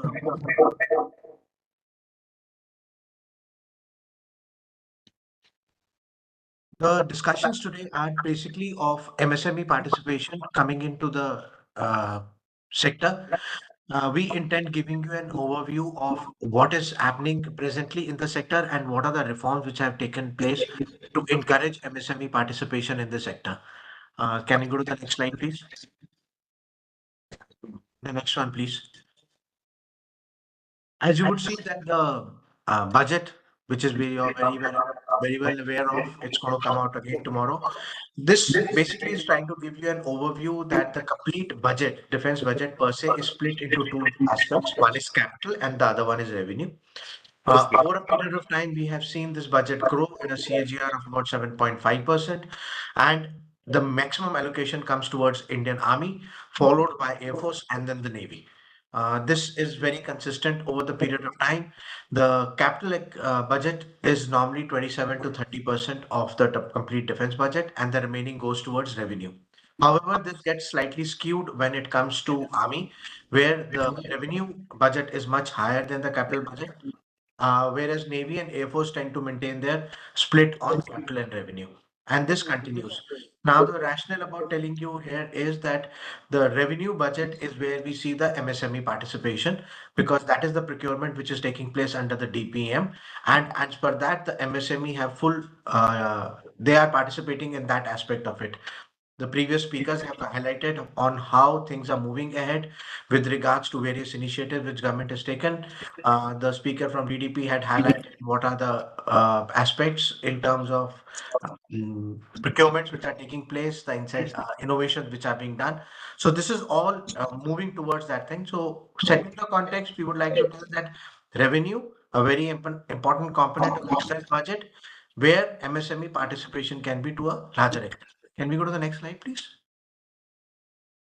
Now, this is to just simplify the whole supply chain. We at KPMG have broken down this whole ecosystem. We are giving you the broader view here of the OEMs, the tier 1, tier 2, and the tier 3 suppliers. This has further been segmented into about 21 segments when we look at the tier 2, tier 3 suppliers. How do they go ahead? This is how it all pans up in today in India. We have now, earlier we did not have anybody in the OEM space. Now we have in the OEM space tier 1, tier 2, and tier 3. There are about, as of now, more than 20,000 MSMEs which are participating in this whole ecosystem. The numbers are likely to go up to almost 26,000 in the next few years. So this is one overview of the sector, how we see it. MSME participation extensively comes in at the tier 2 and a tier 3 level. Can we go ahead, please? Can we go ahead, please? Now, this is one very interesting thing which has been brought out under the defense procurement procedure. Are the make categories. Make 1 and make 2 have been there ongoing for some time. We have given you the databases. This is purely from the DDP website on what are the make 2 projects and how many make 1 projects are presently undergoing. You would see that the major chunk of discussions are happening in make 2. Make 2 is the process where the funding is done by the industry themselves. A prototype is presented to the service headquarters who have come out with the make 2 program, and thereafter trials are undertaken and an RFP is issued for the selected vendors. Make 3 is something which is absolutely new, introduced in DAP 2020. As of now, nothing has been identified under the Make 3 procedures. However, Make 2 process has seen a lot of success, and we see these things moving ahead and equipment being inducted into the armed forces through the Make 2 process. Now, here what we would like to highlight is one very important aspect is that all these Make 1, Make 2, and Make 3 process, only Indian companies can participate. Now, what do we mean by Indian companies? It does not mean that the companies which are registered in India, but it means the companies which are owned and controlled by Indian entities. That means the shareholding has to be more than 50% for the Indian entities. The CEO, maximum number of the board of the people is to be Indian. So make 1, make 2, make 3 is purely meant for Indian companies. We cannot have any global entity participating in these make process. Again, there are a lot of participation which is happening in the make 2 in from the startup ecosystem and also from the MSMEs. So something of again for concern of interest for MSMEs, and this is something which has come in and government has acted on this, which is again getting you into the defense manufacturing ecosystem. Can you go ahead, please? This is something which has been there, which I had mentioned earlier. Capital procurement happens under DAP 2020, which we all are aware of. However, the revenue procurement majorly happens under DPM, that is the Defense Procurement Manual 2009, which is already under revision 2021. There have been amendments which have been sent out since 2009, so it is not that dated as it sounds. It is very much in tune with what is presently happening in the procurement system. We are expecting the DPM 2021 to be released soon and to be coming in. There are various categories under this where revenue procurement can happen for all the spares, oil, uh, uniforms, pension, pays, everything happens under this. So now when we are looking at procurement, the various categories which are defined under DPM are the procurement for items that include replacement of equipment assemblies, components, and whatever is required to maintain, the spares which are required to maintain. Earlier we were discussing on, and I think subsequently we have discussions on the Srijan portal. These are some things which are coming under the revenue procurement. Capacity building, booking and revenue procedure. This was earlier being used by the armed forces very actively. Now it has come in as the OCPP, which is again quite similar to capital booking and under the revenue procedure. Indigenous procurement, I have already indicated. There is a process. We will tell you what are the initiatives which have been taken under Make in India, wherein any procurement less than 200 crores has to be done from indigenous sources. Foreign procurement can happen under this. In the foreign procurement, even agents or suppliers or distributors are allowed to participate under the DPM procedure. So MSMEs who are associated with global players for supplying can also participate under this program. Central procurement under revenue, local procurement, GEM, we all are aware. Rate contract is presently ongoing in some places, but we are seeing a shift in the trend from everybody moving on to the GEM. Just for an information, GEM procurement procedure was slightly cumbersome. Government has already heard of the MSMEs and various people who are selling on that and buyers who are coming on it. There's a big revamp which is happening for the GEM portal per se. So you will see this moving ahead in times to come. DPM 2021, like I said, is very similar to DPM 2021, 2009, and the amendments which have been made. There are some major changes which we have highlighted in terms of DPM 2021, which will come into force in addition to DPM 2009. Can you move ahead, please? This is something which is very interesting, and a lot of procurement is being done. This is emergency procurement, which is being done by the armed forces, that is the Army, Navy, and Air Force. This is purely to meet operational requirements. I was at an event earlier wherein some questions were asked that do we know how much procurement has been done and what was the reason behind that procurement and what was the statement of case. In this case, this is purely being done under the operational requirement. Army has picked up a lot of equipment for north and the east of operating areas in India. So this is something again which is happening. There is no restriction on this for foreign entities to participate. So it is open for all.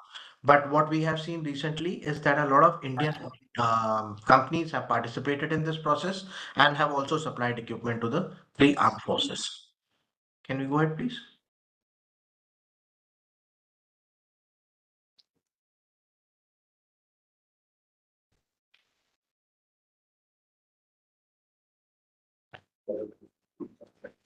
This is something which we again thought would be very interesting for highlighting, and this we are telling from the perspective of partners or joint ventures which companies in India decide to do as they move on in their journey. Now, if you look at this, the FDI limit has been increased to 74%. However, there are some categories which are still restricted to Indian owned and controlled companies, like by Indian IDDM, the strategic partnership policy, make 1, 2, and 3, which I had highlighted. Make 1, 2, sorry, not 3, and design come production and D&D production. Now, these categories under the DAP 2020, which have been listed for procurement, are again restricted to indigenous Indian entities.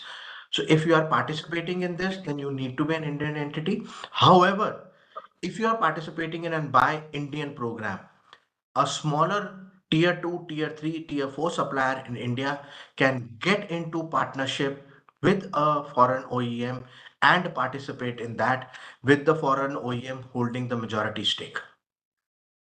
So this is a very important nuance which you need to understand, that this is how it will flow when it comes to the FDI which has been increased. So if you are doing partnering with somebody and wanting to participate and buy Indian program, then yes, you can category, then you can do that with the majority stake being with the foreign entity. However, if you're looking at the make categories, make 1 and make 2, you cannot participate. So there are a lot of cases where global OEMs have shown their interest in participating in make 1 and make 2 categories. But however, that has not happened. So this is what it has come. And there is an overriding aspect to this whole FDI thing, that is the requirement of defense license. This whole FDI aspect comes into play only if you need a defense license. If you don't need a defense license, then this FDI does not come into play. Previous speaker had highlighted where are the category, what are the categories for which defense license are required. Majorly, they are at platform level, except for communication and small arms, where it is to a component or a subsystem level. Rest all have been removed from Press Note 1 of 2019 under the licensing process. So this FDI gets applicable only for aspects where you need a defense license. Otherwise, they do not like. This FDI does not apply in the defense procurement, defense manufacturing ecosystem.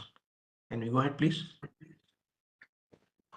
This is what I was talking about. What all has been done by the government of India to promote indigenous defense manufacturing ecosystem and also assist the MSMEs to be a part of this ecosystem.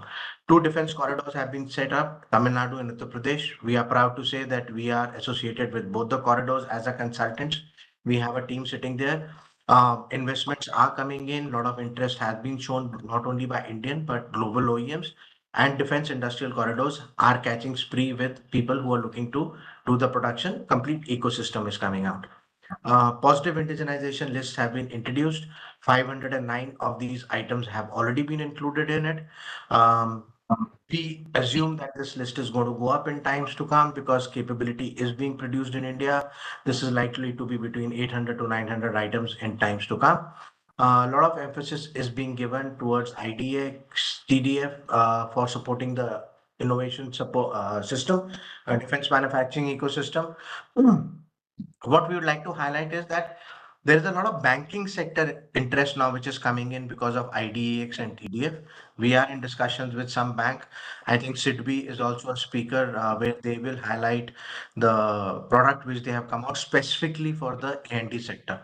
So a very interesting space to be in and to get your funding happening to be moving ahead. Establishment of citizen portal has already been done and has been explained. I would not go into detail. Implementation of public procurement procedure, which we have highlighted, where 200 crores below cannot be happening from India. Simplification to obtain industrial license. Again, I think that was dealt in detail by the previous speaker. What is the validity of the license? How frequently it is done? Believe you me, the companies, if you go down the paths the right way as stipulated, it is a very easy process. 3 to 6 months, you can have your defense manufacturing license coming into it. Offsets reforms have been set it, and there are FDI relaxations which we have talked about. And again, procurement procedure, there are categories of suppliers who have been identified as class 1 and class 2 suppliers. So there is a lot of interest which is being done.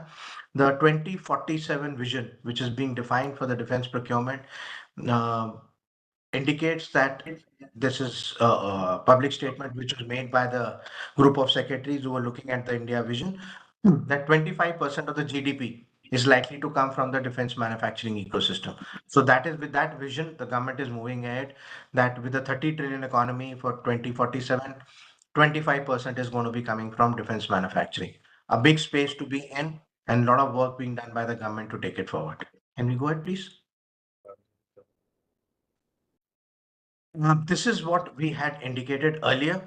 In addition to the positive Indianization list, which I mentioned on 509 items, there is a list which has been also published. So we get lost between, there are lots of lists which are coming out. One is the positive Indigenization list, which is purely that if tendering is being done for this, it will be done only for Indian entities. That is 509. Out of them, almost 80% have been developed in India or are in the process of being developed. So a lot has already happened on this 509. There's another list which has been promulgated by Government of India, wherein 2,166 items have been identified to be indigenized by the DPSUs. So the 16 DPSUs have been mandated to indigenize these 2,166, with the biggest one happening in December 27, and it is led by MDL, which has been given the maximum chunk of this indigenization process. Can we go ahead, please?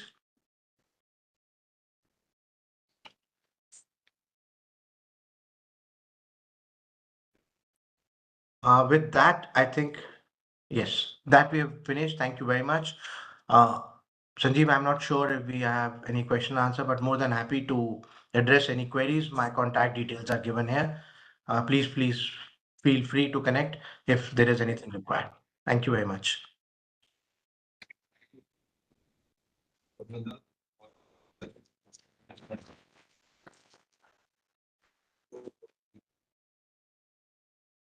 Make procedure and form and procurement process. Now we move to the next speaker.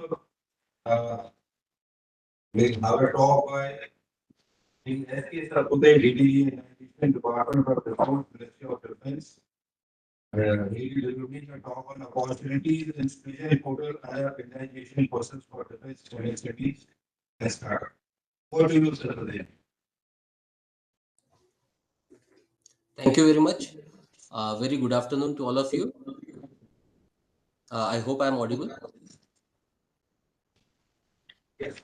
Yes, you are very much audible. Yeah, you are perfectly audible. Okay. So can I share the presentation from my side, or you will be presenting it from there? It's already been shared from our side. You can go ahead. The first slide is there. You please speak. No, I cannot see that.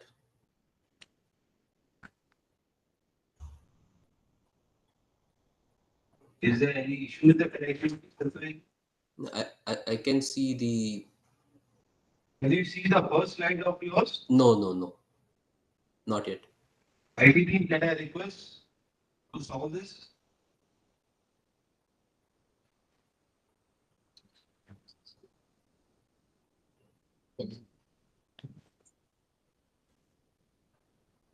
Or what we'll do, we'll stop sharing. You share from your end in case it is possible. Yeah, I'll try. Okay.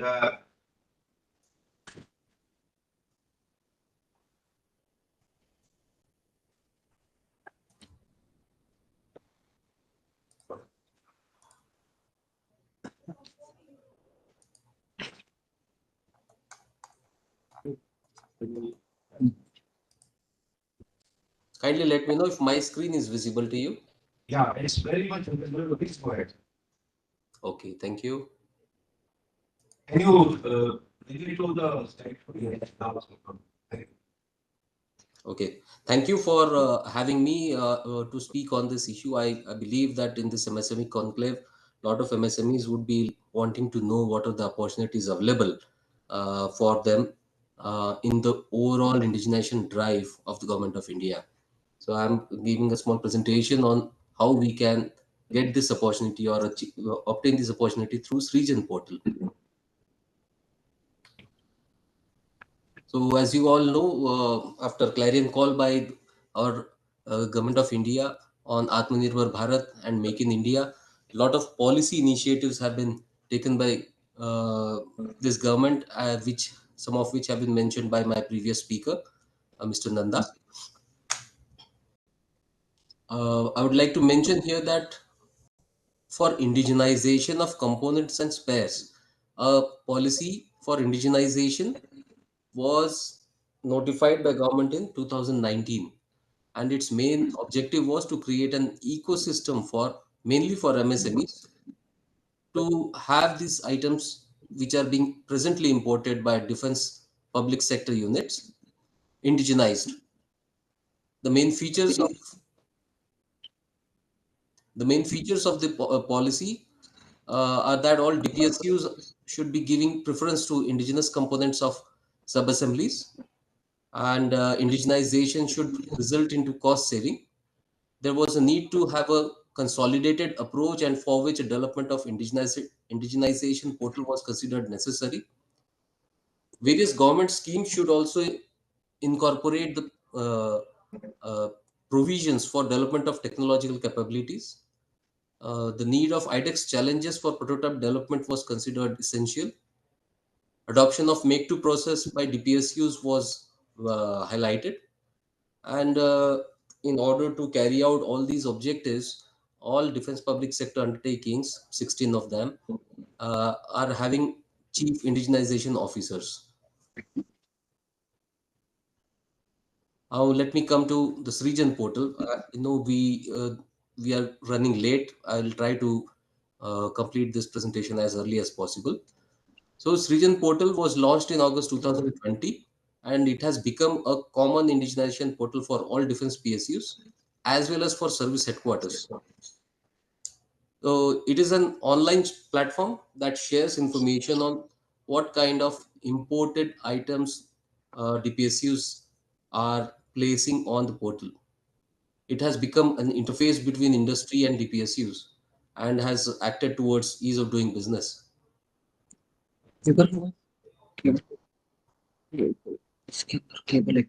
Now this portal has feature that it consolidates all the items that are posted by various DPCUs. These items are for the benefit of industry. Is there any issue in the voice? I hear some disturbance. No, there is no disturbance. Please go ahead. Oh, okay. Thank you. For the benefit of fit of the industry, all the items that are put up by DPSUs, they are maintained in a well-structured description with search facility and filters, so that complete information that will make the item interesting for the concerned MSME or the industry is available on the portal. It has certain information on specification and business volume, even the point of contact for which if an industry is taking interest in that item is mentioned along with that. Industry, the use of this portal is very simple. The industry who is looking at the website can simply show interest by email and mobile based authentication. The information on the item in which you have taken interest or shown interest uh, automatically goes to the concerned DPSU, and the nodal officers from DPSU are now, they are supposed to contact the industry for taking this indigenization process further. As informed by the previous speaker, I would like to mention that there were 4 positive indigenization lists notified by Department of Defense Production. The 5 PILs that was mentioned were notified by Department of Military Affairs, and they are mainly consisting of platforms and weapon systems. Whereas the DDP notified indigenization list consists of LRUs, systems and subsystems, spares and components, raw materials, electronic parts, and many other things that are required for production by DPSUs. Now, this particular these PILs were considered to be one of the strategic items where DPSU needs to prioritize its indigenization, and that's why such lists were notified with the intention that once these items are indigenized, these would not be imported in future. So this is a step where more and more MSMEs could be integrated in the production needs of defense PSUs. But apart from uh, these PILs, 4 PILs, There are other items also available on the portal to the tune of 30,000 plus items. We call them non-PIL items. We have nearly 4,666 PIL items and 30,000 plus non-PIL items.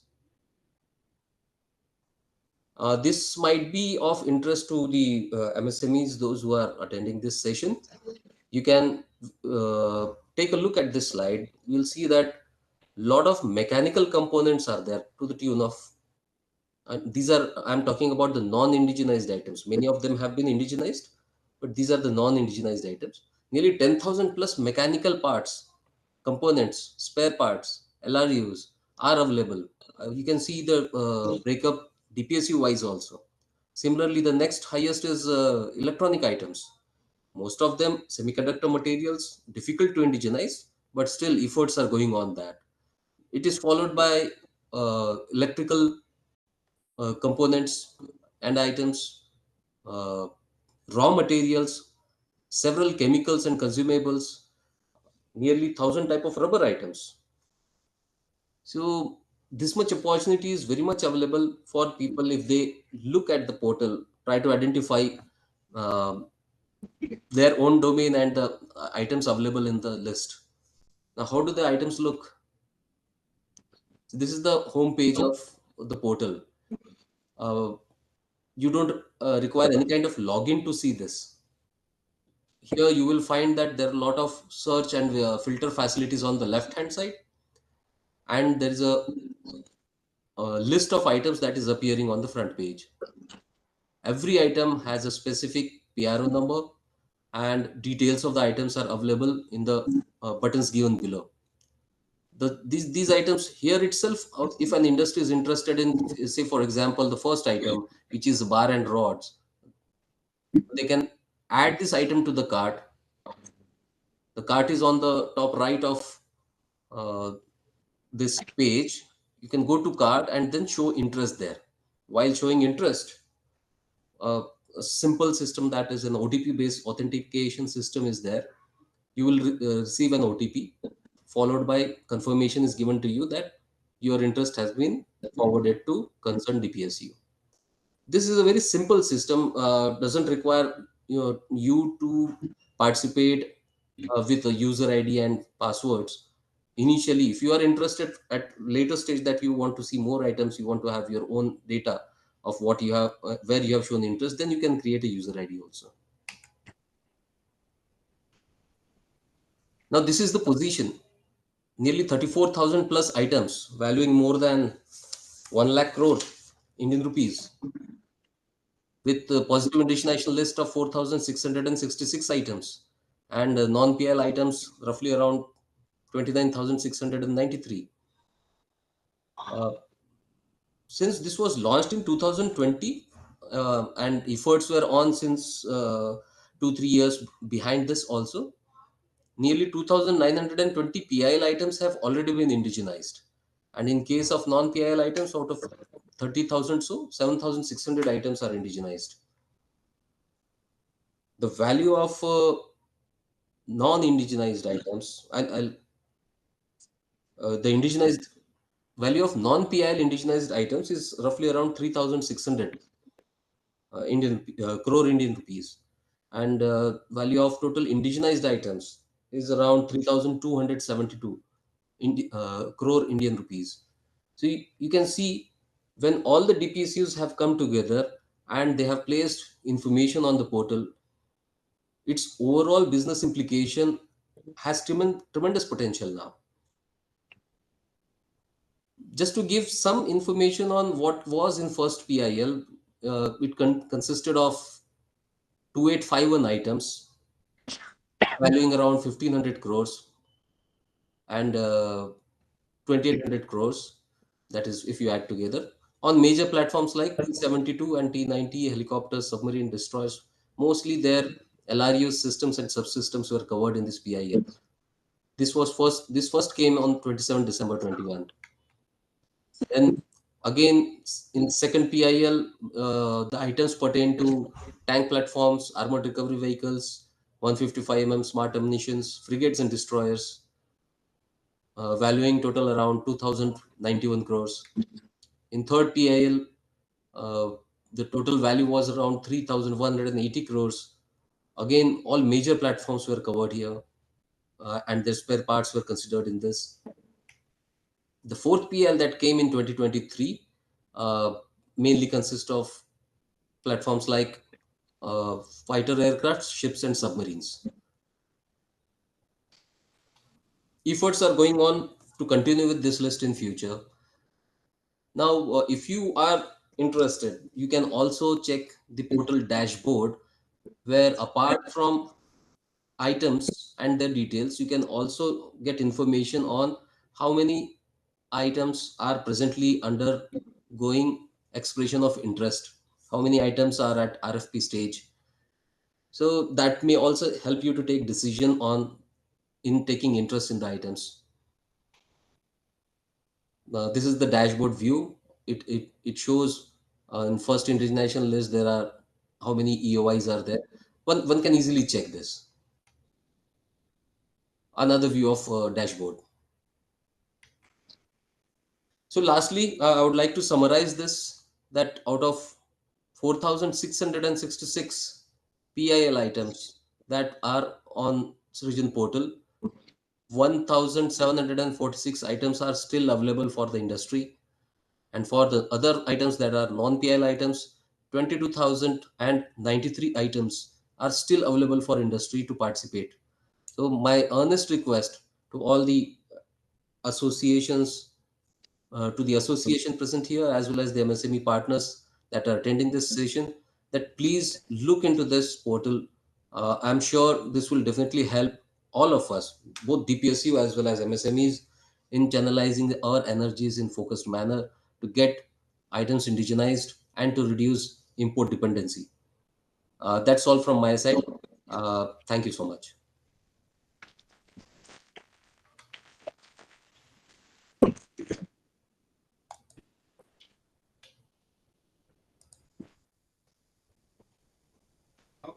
We move to the next speaker.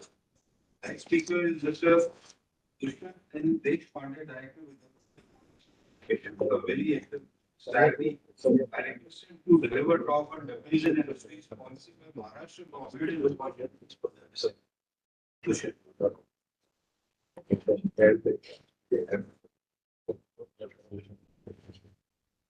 So, ladies and gentlemen, dignitaries of the dais and present on the dais, and all the delegates online as well as offline. I am here to present a report before you. The opportunities being presented and about the industrial policy. Industrial defense policy before we take the main. Exactly.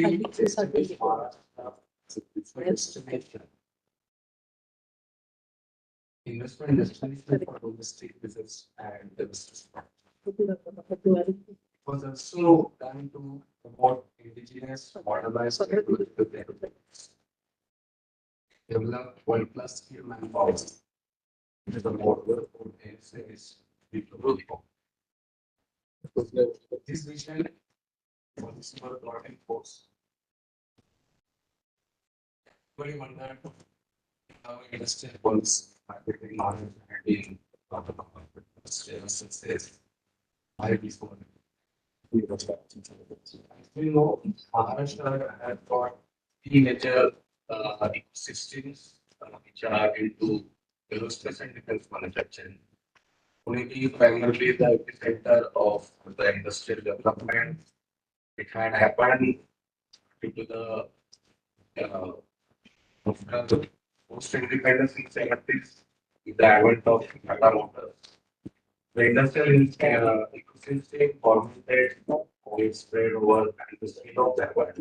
That is how many books. Same story did happen. Aurangabad was limited context is what Aurangabad and Ahmednagar also benefited from that in Nashik. Nagpur now we are talking in where Nagpur and when we talk of Nagpur, the geography of Nagpur, we have got Clothing ordnance factories, largest private sector, manufacturing from MROs, a lot of aerospace FOEMs, Bihar.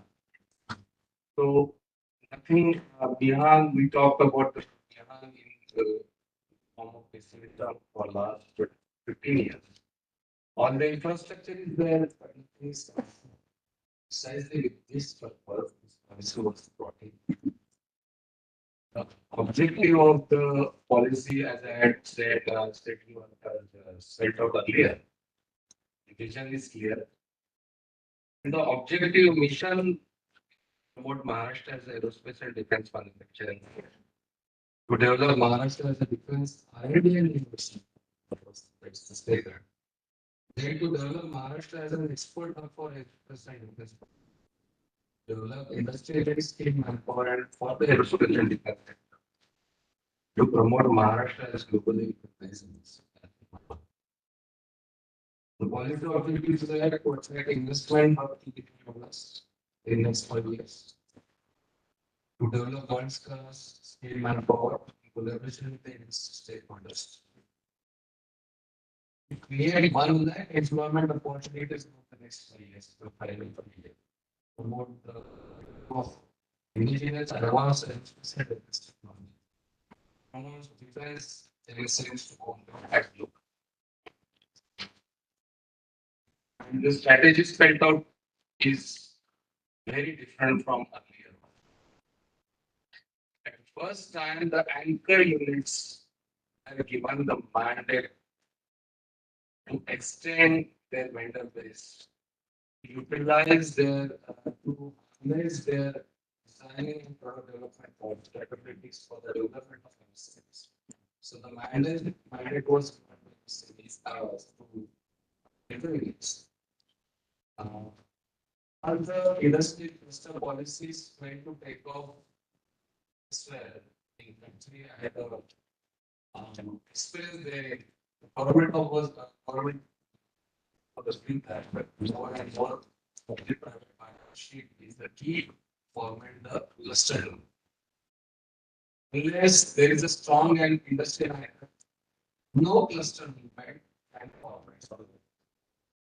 There are exceptions. Those exceptions are of the viable industry. Certain exceptions in new areas are in Chennai, around Chennai. But apart from that, very few stories has come. Government felt that public-private participation is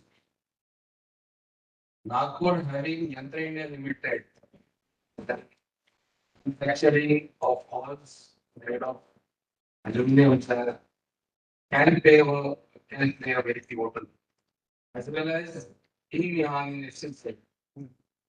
Castle has got the largest automotive facilities in India for aerospace grade aluminum. Then you have got Indama, which has got large appetite, both coming this, both the electricity, as well as. I'm talking about the Falcon business jet manufacturing, which is being heralded very fastly from last 1.5 years, is going to bring a rapid change the way people look at now. And that is where I think this aerospace and defense policy play a larger role. Maybe wondering why I'm selling out for the market because I'm from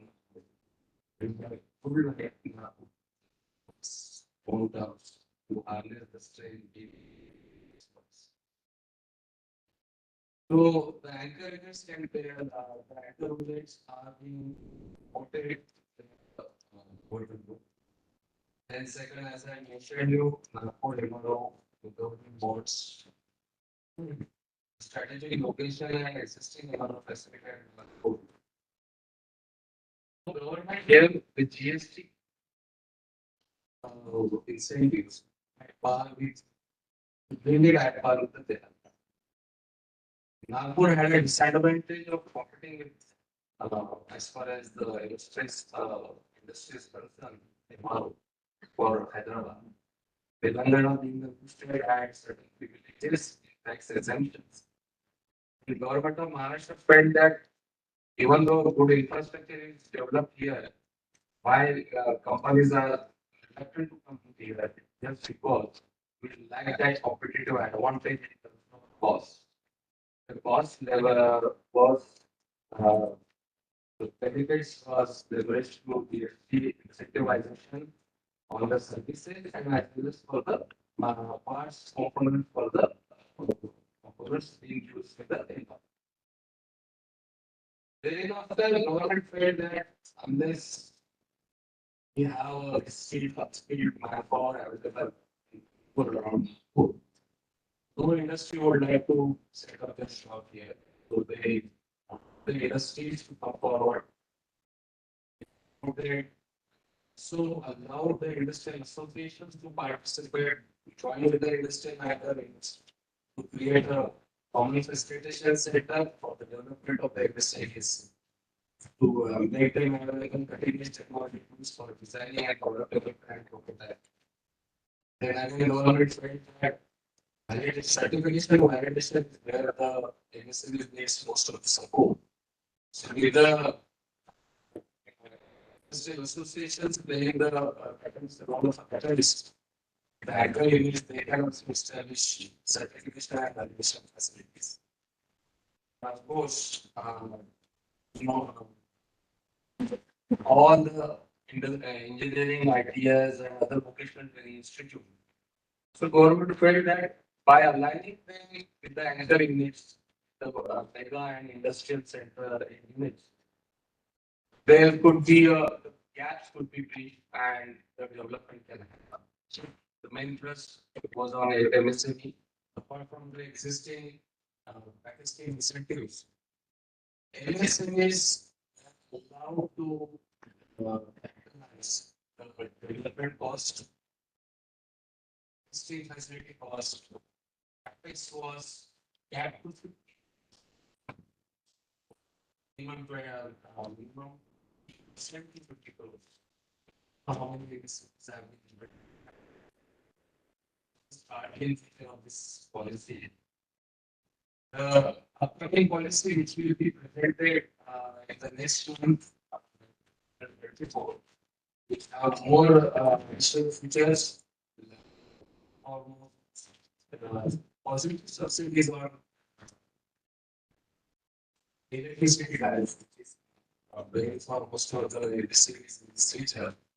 And only add the definition of the industry, MSME participating in aerospace and defense has been made so little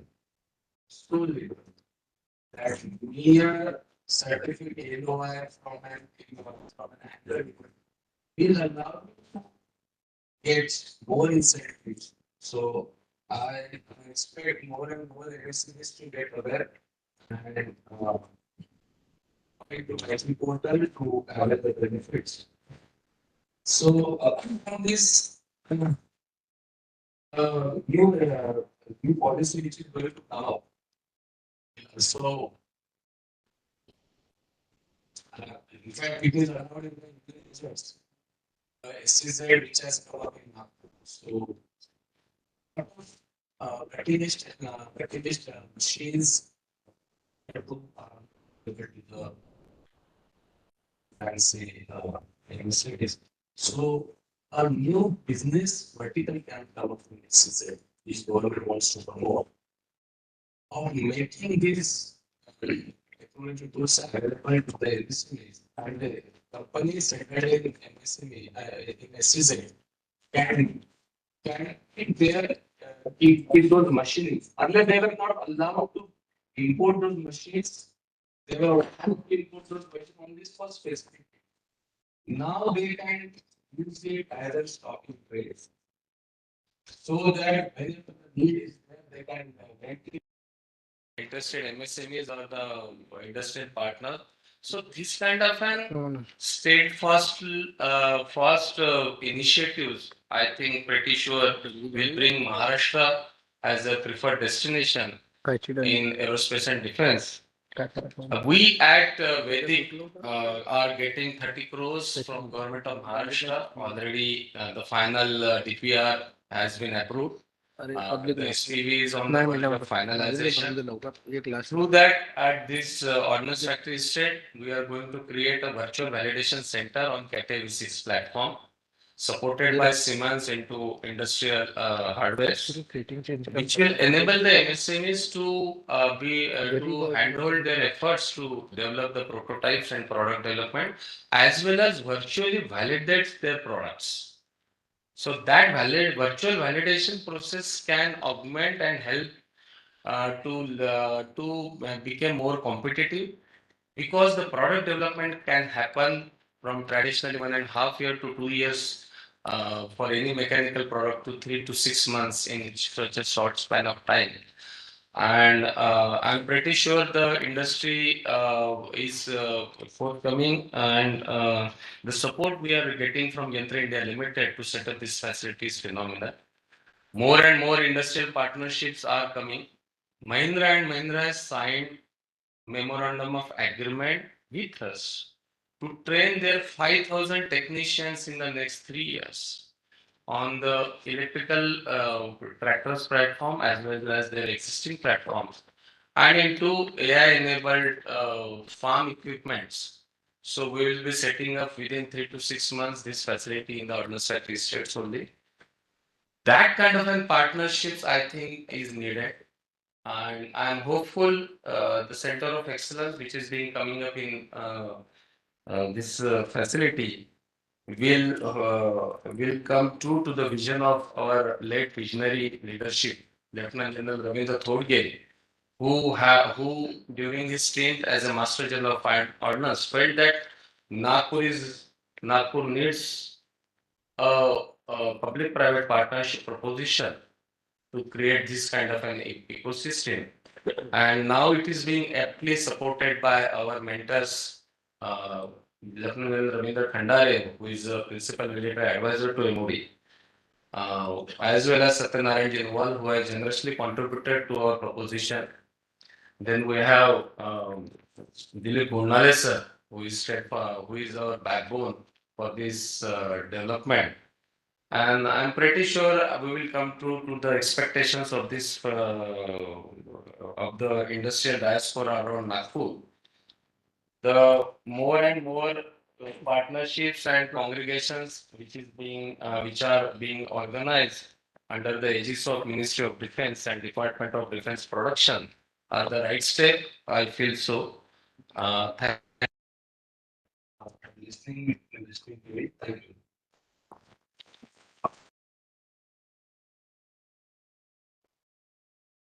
Thank you, Mr. Dushyant Deshpande, for your valuable thoughts. So with this, we come to the end of the session one. May I request Dr. J.P. Das to please come on, as we only have only 2 people in physical format. Rest are online for a good photography. Please. A round of applause for the speaker, please.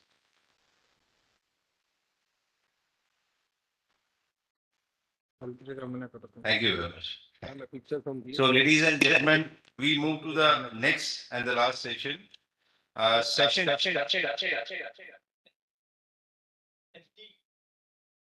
Some audio disturbance. So, we move to the session 2, opportunities for defense MSME, positive indigenization list, PDF projects and startup.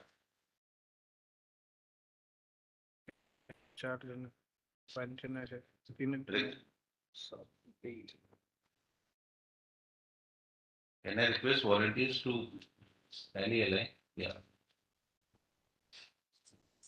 We have 3 speakers in physical format and 1 online.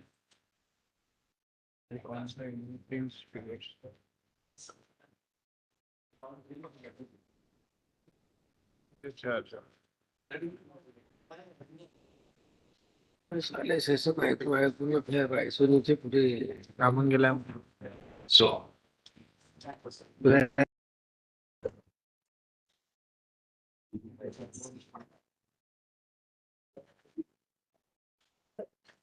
So,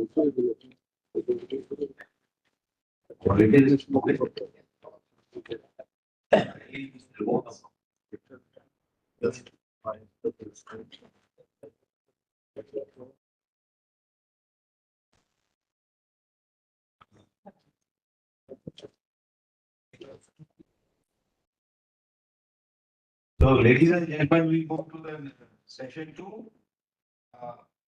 Now I request the distinguished speakers in session 2 to please come on dais. So first I request Mr. Santosh Rao More from Sydney. Ladies and gentlemen, a round of applause for the speaker, please. Next, I request Mr. Abhishek Jain, Co-Chairman PT Task Force on Defense Technology and Chief Business Officer, Geos Numeric Private Limited, Pune. Abhishek, take your turn. Next is Group Captain Nitin.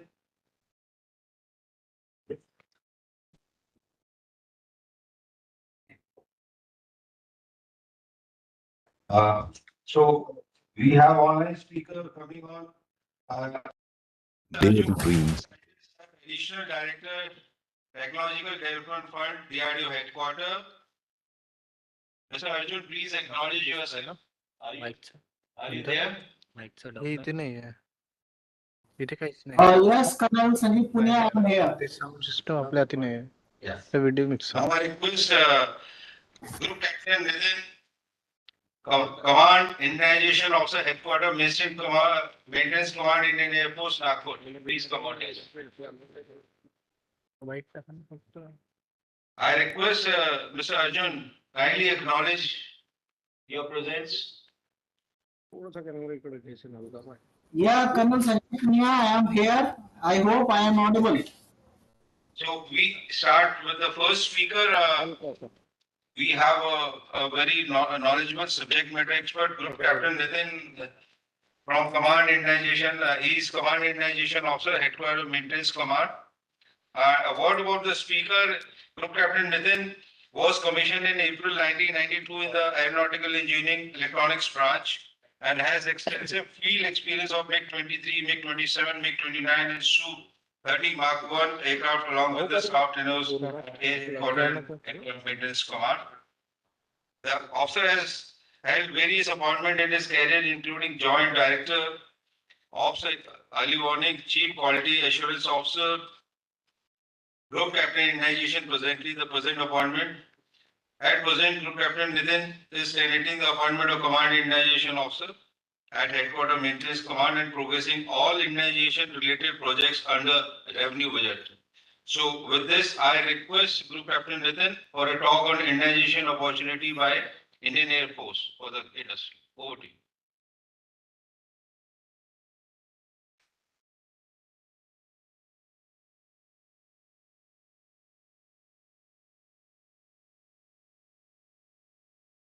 Good afternoon, ladies and gentlemen. I'm Group Captain Shirsagar at Headquarters Maintenance Command, looking after all the indigenization requirements under the revenue budget, which falls under the present discussions which we had in last two sessions for the entire Indian Air Force. My presentation, which I'll be covering, will talk about an awareness program to the MSMEs as to what is indigenization procedure in the Indian Air Force, what documents are to be referred to for doing indigenization with us, what are the procedures involved, and once I let you know where the opportunity exists, the industry should know where to look for. Because we have been propagating Atmanirbharta since long, but I get a lot of inputs from different MSMEs as to they're not aware as to where to look for all these things. So my presentation is probably a summary of what the speakers have been talking about on Make in India, IDEX, TDF, which is coming. My good friend Arjun will be there, who will be talking about the TDF projects and how the industry can help us in indigenizing these requirements to become a self-reliant nation. With this, I would like to start saying that why this necessity has come up to do self-reliant, to become a self-reliant country. As you are all aware, we operate in the Indian Air Force wide and varied inventory, which is mostly large foreign-based. We were Russian operating aircrafts, ground systems. We are now into Frenchies. We have UK-based aircrafts, Israeli equipment, as well as the American transport and helicopter aircraft. So we have a wide variety, largely foreign origin, and the space requirement originates for sustaining such platforms due to various maintenance practices which we follow, undertake repairs, and overhaul of these systems. There has been an unreliable product support from the foreign OEMs, which has resulted in generating the necessity for indigenization. Now, what was our perception of doing all this? The primary aim was to achieve self-reliance. How could we do it? Technology upgradation, absorption within the country. And this will help us ensure and give us a reliable war-fighting machines. Now to realize this perception, we came to an objective, which was to plan things so as to achieve self-reliance by reducing the dependencies through technology absorption. Now, this Atmanirbharta has given a lot of economic benefits in terms of foreign exchange savings. It has ensured to the armed forces timely availability of spare and as well as promote industries by giving an opportunity for absorption of technology, training manpower, skills development, and so many benefits. Now, with this as a background, let me start my presentation, which will be divided into following parts. What is the structure of IFI for indigenization? What is the procedure we follow?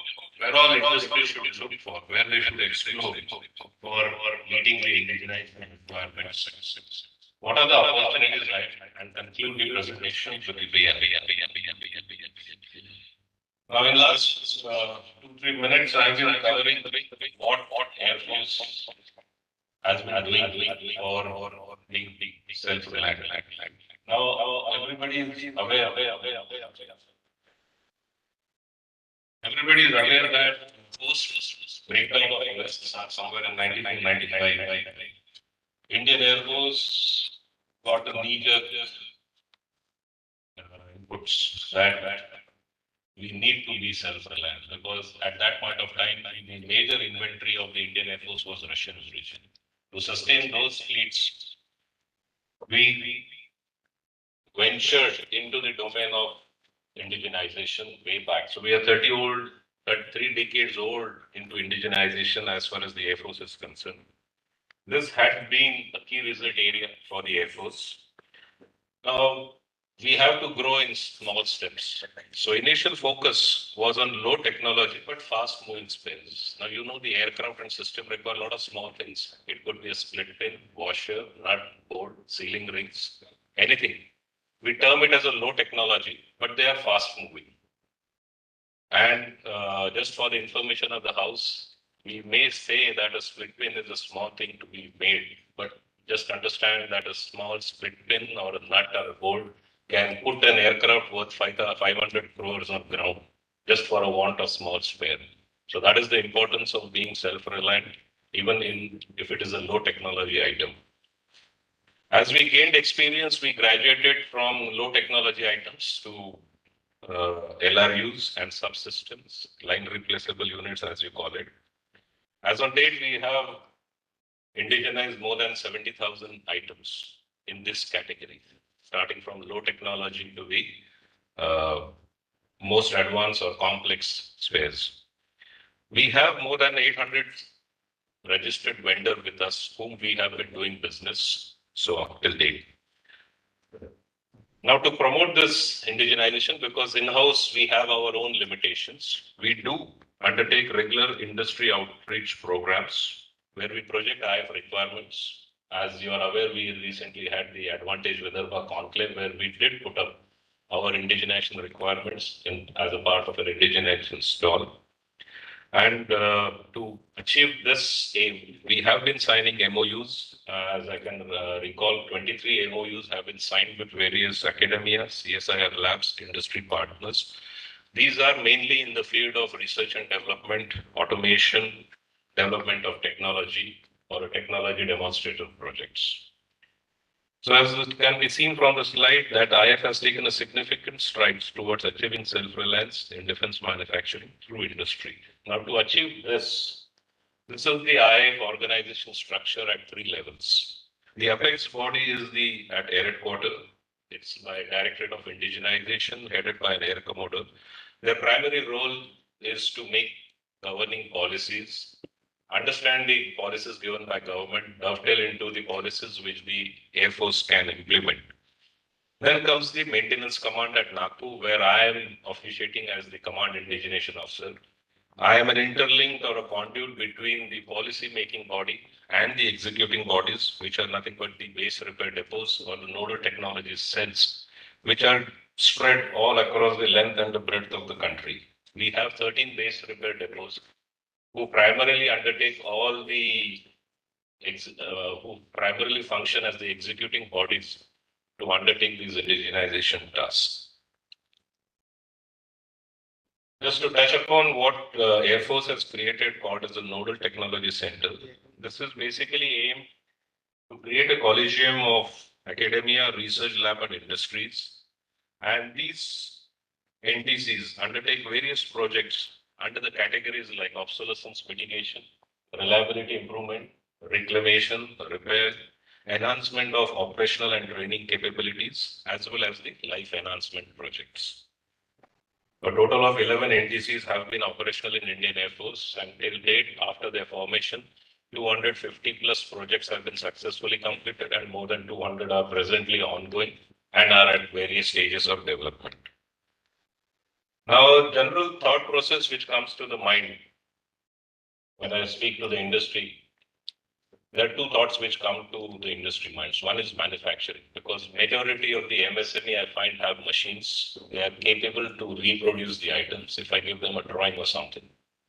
Or the other concept is developing a new item or import substitution or replacing an item. However, indigenization is not limited to these two aspects. It's having a black box approach concept. It covers reclamation of an part which I can reuse. It covers life extension. It has got an upgradation. I can upgrade an old system. Development. Develop a totally new item. Or I substitute the existing item with a new one. So some of the examples under these facets of indigenization through black box approach, we are able to generate or develop a fiber optic gyro, PhD radar, NO19 frequency multipliers. Then we have done power supply modules. Under reclamation through laser cladding, tin coating, tin welding, or chrome buildup, we are able to reclaim the metal parts.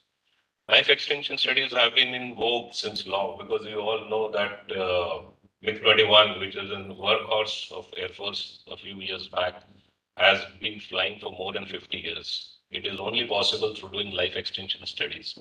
Now we have done life extension studies for AN-32, Mi-17 helicopters to enhance their life by undertaking stringent methodology by through testing and quality test. We've done upgradations from the old erstwhile analog system. We have become digital. We have converted the erstwhile analog cockpits to glass cockpits. So upgradation has taken place.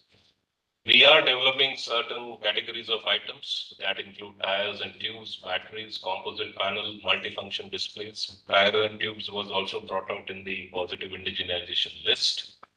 And we are undertaking substitution through flight data recorders, cockpit voice recorders. There are certain mandatory spares which we are undertaking as substitute, and aircraft general parts.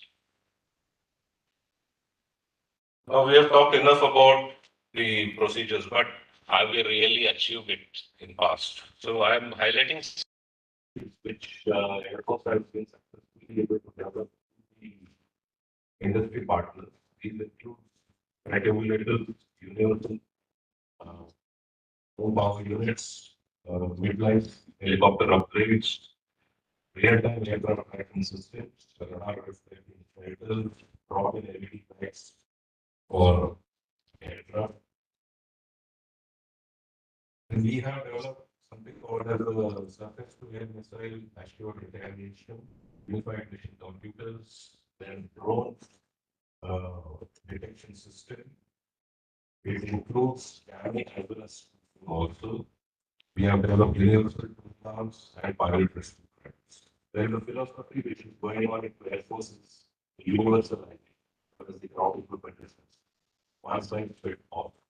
We've seen something called as the universal ground power unit, which can give power supply to various classes of fighter, transform, and aircraft. Similarly, going on, can throw an aircraft to different categories, transform as well as the fighters.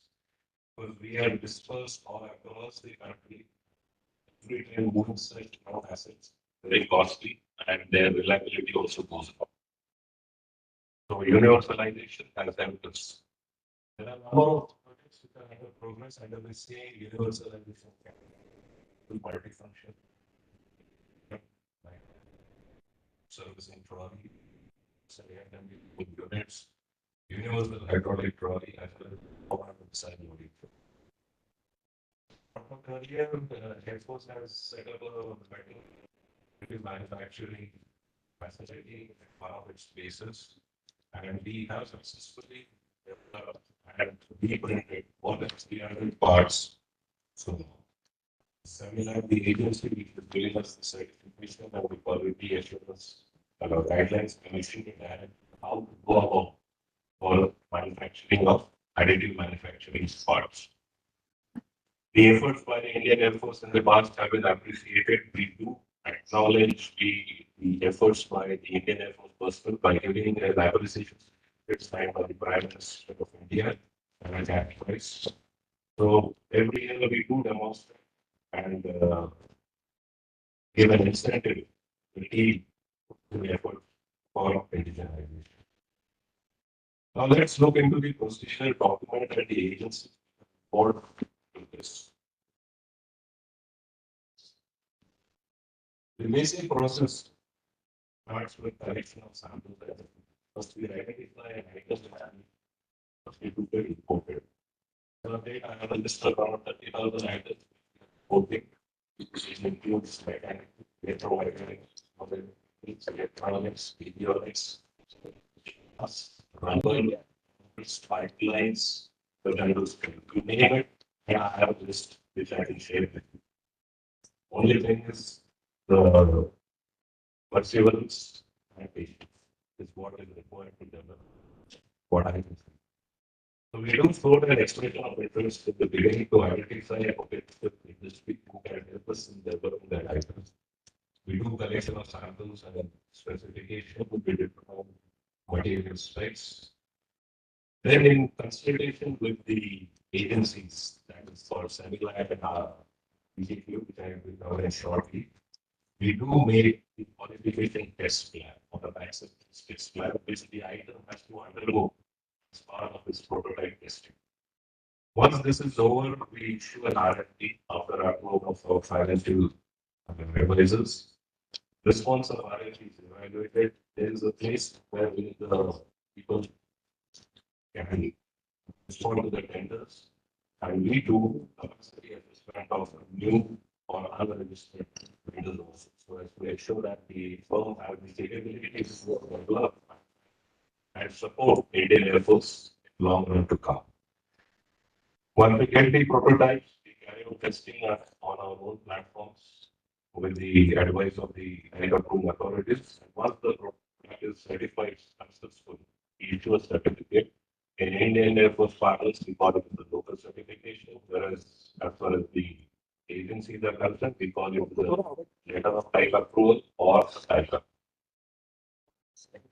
Now, the various guiding documents which you need to remember and know is the DDP marks version 1.2, that is design, development, and production of military aircraft systems and airborne stores. And the subset of that is IMPAR, which is nothing but the military technical this requirement. It is a detailed procedure as to how to go about detailed development of those substitution. Brought out by the earlier speakers, as well as the armed forces are concerned, Ministry of Defence has issued a defense procurement manual 2009. I have to abide by all of the rules and regulations given in this manual. No excuse concessions are permitted beyond this manual. The manual has been rewritten. 2024 is the year when we get to see the new DPM 2024.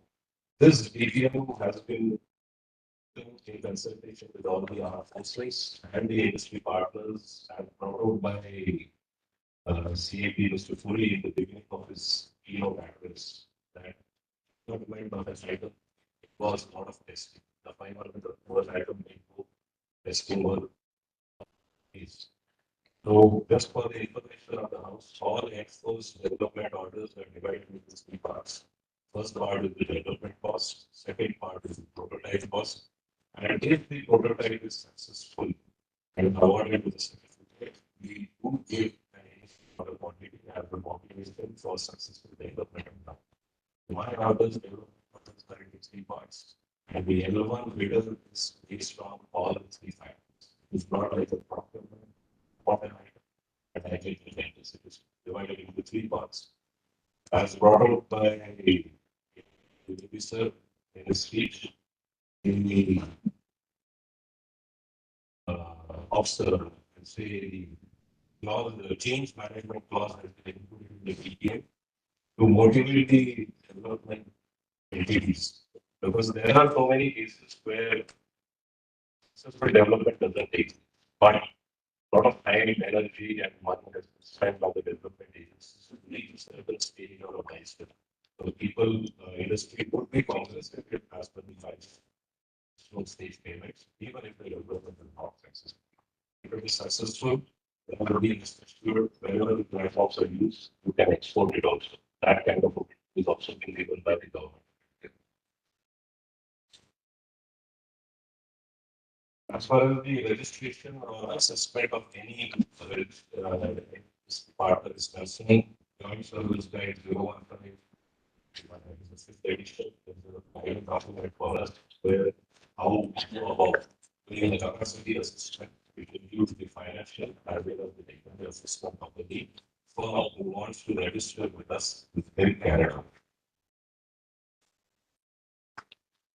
Now, all the industries who are involved with development of airborne space must be available to airworthiness authorities appointed by the government of India. First is one of the SEMILAC, Center for Military Airworthiness and Certification. They have a regional offices called as the Regional Center for Military Airworthiness, different parts of the country, who look after all the certification aspects like design, evaluation, qualification, type approval, finalizing the standard of preparation and execution. This is one agency which looks all after the certification aspect. There is one more agency called as the Director General of Aeronautical Quality Assurance. They have the regional offices called as the Office of the Regional Director for Aeronautical Quality Assurance, who look after the quality aspect. These are the two agencies, and their guiding policies and documents are available on the open webpage. People need to study them, understand them, because they will form a part and parcel of your development process if the item is certified and successfully employed on any airborne platform. Now, there are two categories of items, as far as the airport or the DPM or the DDP mass or TAP 2020 is concerned, and that is the critical and the non-critical. These agencies have a committee meeting and decide an item whether it is critical or non-critical, depending on these parameters. So usually all critical items undergo through SEMILAC and DJQA, but the government has given an option where an item, when it is declared as a non-critical by these agencies, the Chief Quality Assurance Officer of these base depots has been given the rights to certify as well as ensure the quality that they are confident. The CQA or the Chief Quality Assurance and the base depot also features in and the type approval method. for non-critical items. I will touch upon some of the opportunities for aerospace industry in maintenance, repair, and overhaul. Now, maintenance, repair, and overhaul in the military aviation is a very specialized field. It becomes specialized and critical because it has got a human who is flying the aircraft and has a lot of flight safety connotations. It requires high quality standards, continuous performance monitor takes place. Every now and then there are various sensors on the aircraft which monitor the performance of the developed parts. And to make this a reality, you really require a state manpower with modern instruments.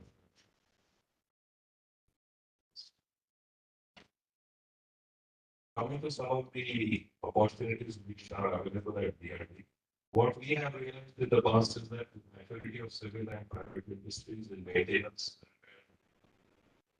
of the aviation assets, we have curated a series of self-sustenance projects through public-private partnership to further the personal development. Where do you get the opportunities?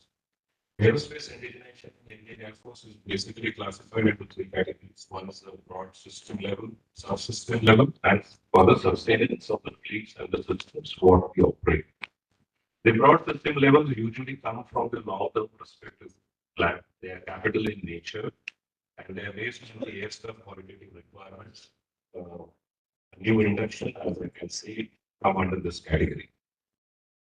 But once the system is integrated into the services, what comes under revenue is the subsystem level, where the opportunities are for designing, developing, and manufacturing. We have achieved a lot of success in this category by active participation of DRDOs, EPSUs, and the industries, where they are on a receiver, outcome and dispensing system, mission computers, and so on. Now there are opportunities in Air Force aerospace manufacturing. What does it covers? In order for sustenance of aircraft fleet and system, the industry has opportunities in with maintenance, repair, and overhaul, because we are having a wide variety of inventories, second Russian, British, French, Americans. Opportunities exist for mitigating the obsolescence, because all of us know that we have the old generation, few of the old generation systems and few of the current generation systems. So in order to mitigate the obsolescence, we do require help from the industry and reduce product support from the OEMs because of the geopolitical situation which is going across. In order to overcome this, we generally advise the industry to go in for a black box concept, because in most of the cases we find there is not sort of technology, no technical specifications known to us. Most of the cases we know what is the input, what is the output. So with this in mind, the internal electronics industry for mitigating the obsolescence.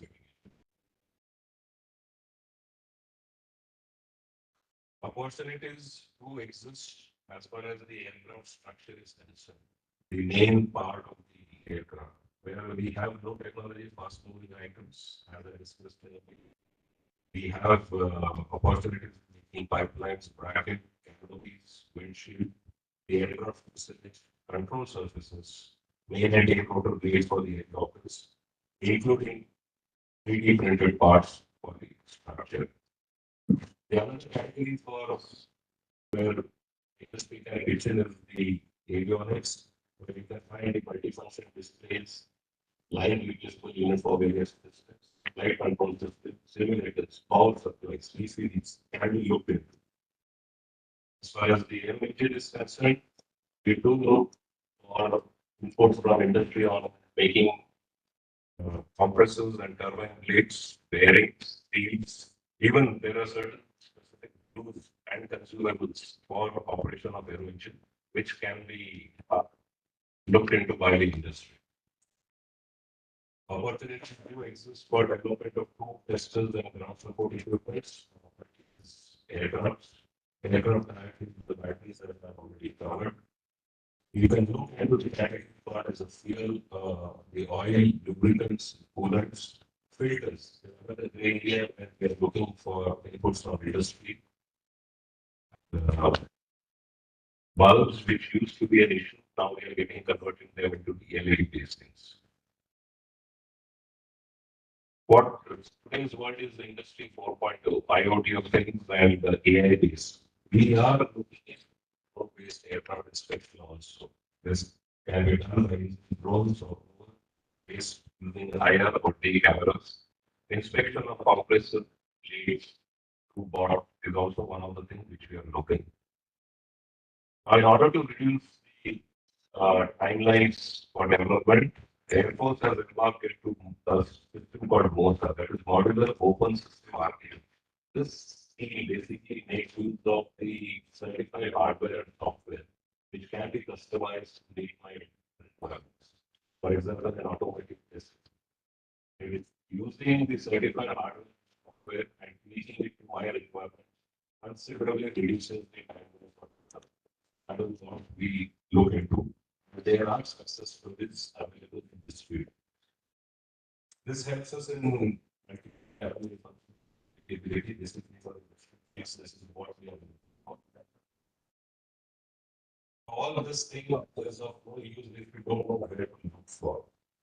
But even the speakers have talked about it, we just on it. Although there are Make in India policies, make one, make two, make three, technology development fund. It is Air Force has started a Meher Baba's walkthrough competition for innovators.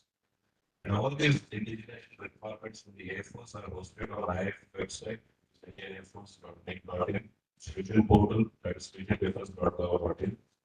We have a CWP portal or e-procure, defense procurement portal, and as well as a however, at present does not support the development of RRT projects, so there is a waiver given to the indigenous projects, which have been now posted on this. Not go into the hyperlinks as we will discuss in more times. However, as brought out by the earlier speakers, 5 positive indigenous lists have been already published, and 9 actions. Air Force is also suggested for work. So to conclude now, what I would like to put across to the audience which is present over here, in order to continue, the prospects for the Indian aviation industry and indigenous field are promising, present a plethora of opportunities. MSMEs should opportunity set the stage for economic growth, advancement, job creation, and a more agile response to the immense security challenges for the defense sector.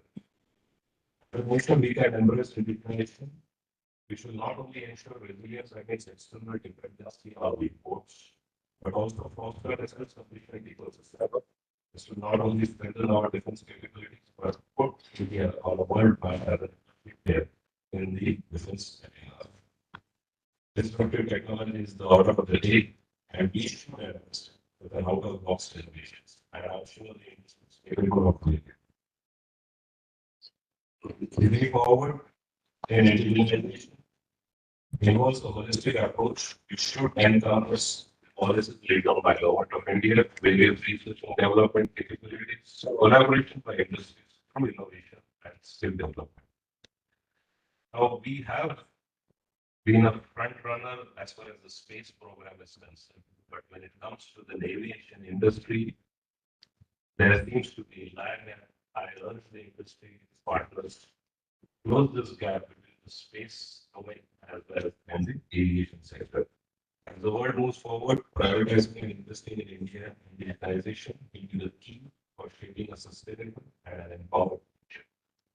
With this, I would like to conclude by I have shared this QR report which gives their insight to all the indigenous requirements of the Indian Air Force to the organization who have conducted this seminar.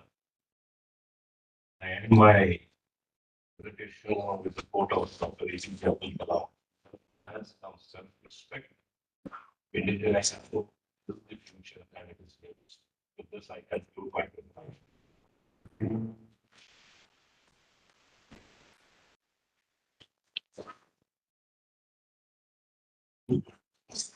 Thank you, Guru Captain, for a wonderful talk. So So we move to next speaker. Next speaker is from City, Mr. Santosh More. I request him to give a talk on role of civil in promotion, financing, and development of defense industry.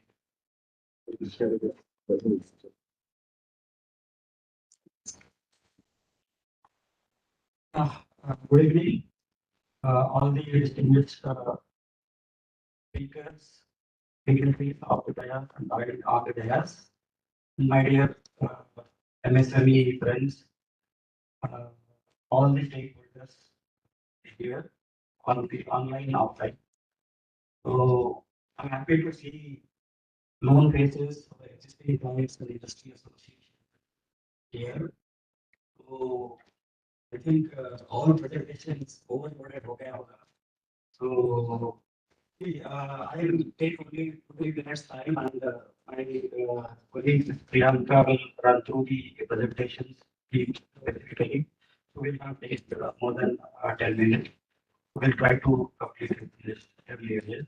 So as you know, SIDBI affects the financial institution for the finance and development of MSME in the country. So since last 34 years, we are in the promoting of MSMEs, creating across many institutions to address different problems in the same area. So latest developments in this area. So we have indicated separate defense MSMEs at central level, new things, and MSMEs are so that all central is the development. So MSMEs generally to finance area. So we have different schemes to take care of all MSME sector. So for the majorly CP will do refinance. So our portfolio 95% is refinance. We do debt funding. We do startup, so venture capital. So we have different schemes of different ministries also, saving schemes and all. So MSME schemes are very first यहाँ पे MSME जो भी है, तो any finance के लिए चाहिए इसको efficiently या energy efficient machinery, they want to enhance their capacity up to 7.5 loan. Very big dispensation product we have. So with simple procedure, all the things are digitalized. So even we have upfront loan also, straight to process. So we CVT has developed a fit plan. If this is a new thing, so only your existing company, GST, IT returns and banks. The three things will judge the existing operations, how the operations are up to 1 crore. In few minutes, in case of approval, you will get up to 1 crore. And 7.5 crore, very simple process, machinery. So this is the existing company. So any innovative projects, if here are any innovative projects, new technology, if they want to adopt. So we have different schemes also. Retail funds, Ministry of Science and Technology, technology also. So we fund at 5% for these kind of industries.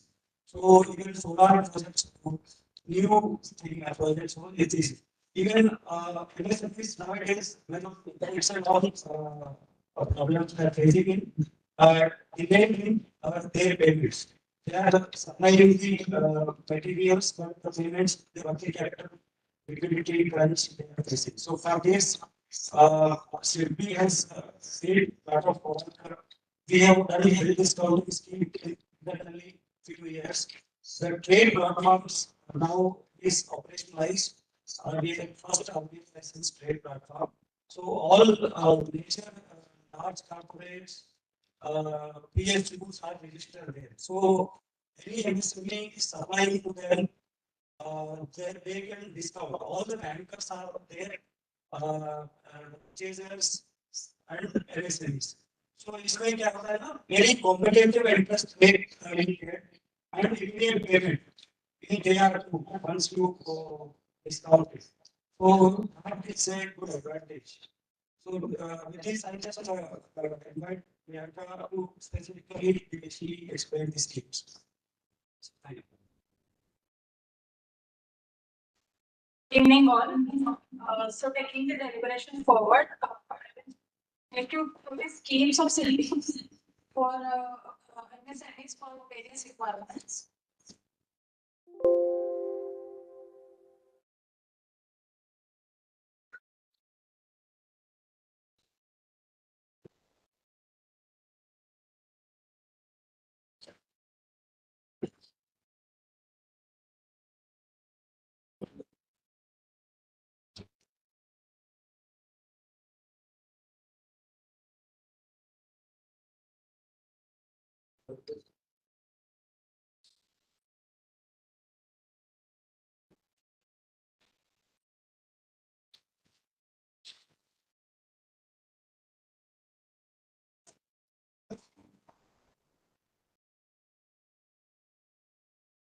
Is on cities offering terminals for setting up of any new business or for any expansion, for purchase of machinery for captive solar plant.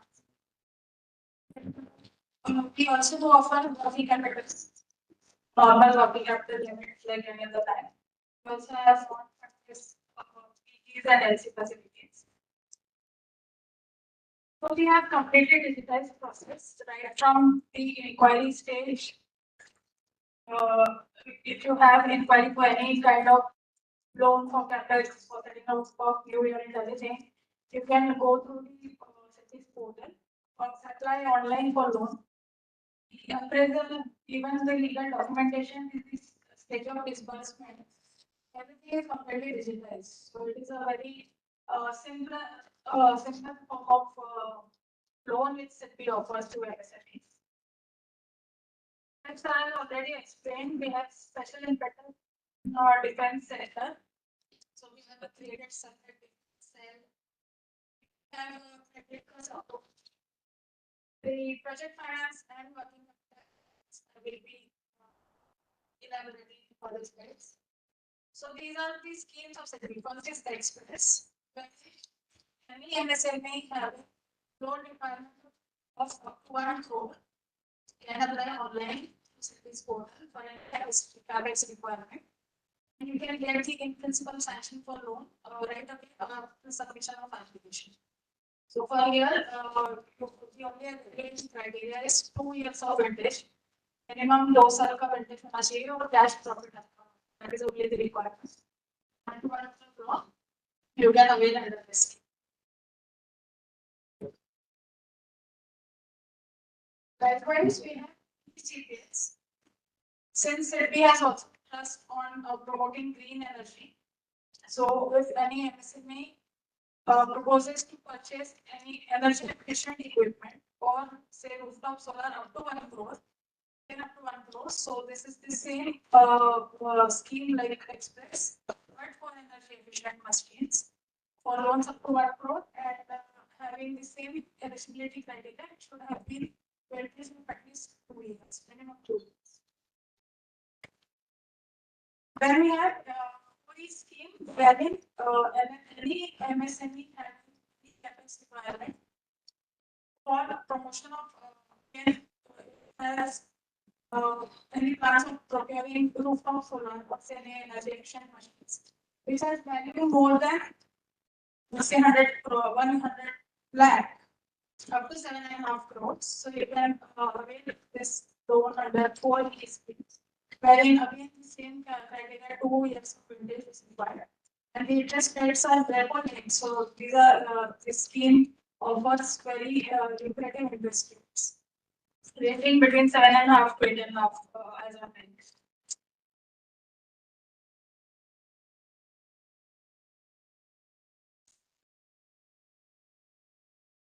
So another good scheme is Arise, wherein if your machine is not going to be energy efficient for any other CapEx requirement, for modernization or any expansion up to 7 crore. So these are all quick dispensation schemes based on 100% financing model.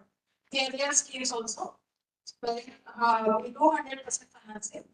Against your margin of generally 25 to 30%, which will keep in form of FDR. So that is only the security we have. We do not take any other collateral security against these funds. So under arise, again we say eligibility criteria. Years of interest and 2 years of cash profit. Payment period 5 to 7 years. And the interest rates are all again repo linked, directly linked to repo rates. Then the next scheme we have is Thapa, wherein any enterprise, any entrepreneur who wants to set up a new unit. So this is for the greenfield units. For any new project involving acquisition of land, civil construction, plant and machinery. For a project size up to 20 crores. So this Thapan scheme is for setting up of a completely new project. And here we call for generally we ask for some kind of business experience, previous experience in the field. And in loan terms, softer, the payment periods are higher. Interest rates again very lucrative in this scheme. Then the next scheme is Rajana, which has specially been devised for women entrepreneurs for setting up or for expansion of existing units.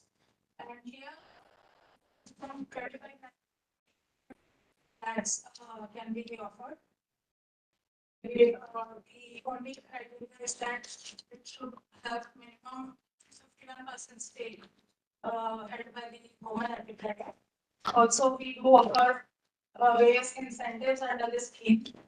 There are lower processing fees, lower interest rates under this scheme. So these are the advantages of Rajana. Then, like any other bank, we have for regular capital requirements of business, working capital limits, which we have direct banks, Yes Bank, IDBI, and City Union Bank, wherein we use the platform and provide working capital facilities to business.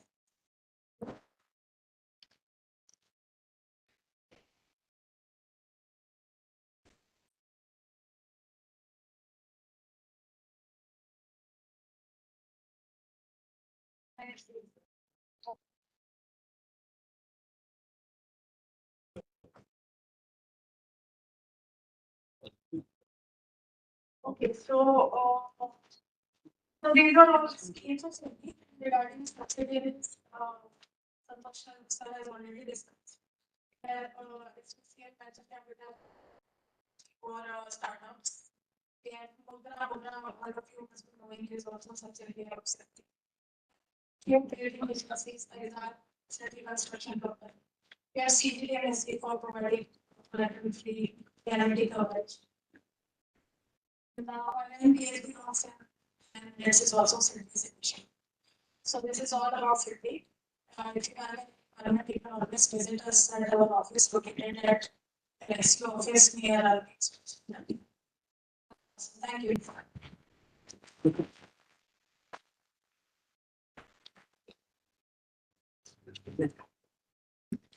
So thank you, speakers from Sydney. Apologies, we are behind the airline. So next, I request Mr. Arjun Kumar, Scientist and Additional Director at TDF, headquarters, to give a talk on opportunities in India project. Yeah, thank you, Colonel Sanjay Punia ji. Am I audible? Yeah, you are very much audible. Please go ahead. Okay. So I think, first of all, I would like to convey my sincere thanks for this particular program, the State Level Defense MSME Conclave. And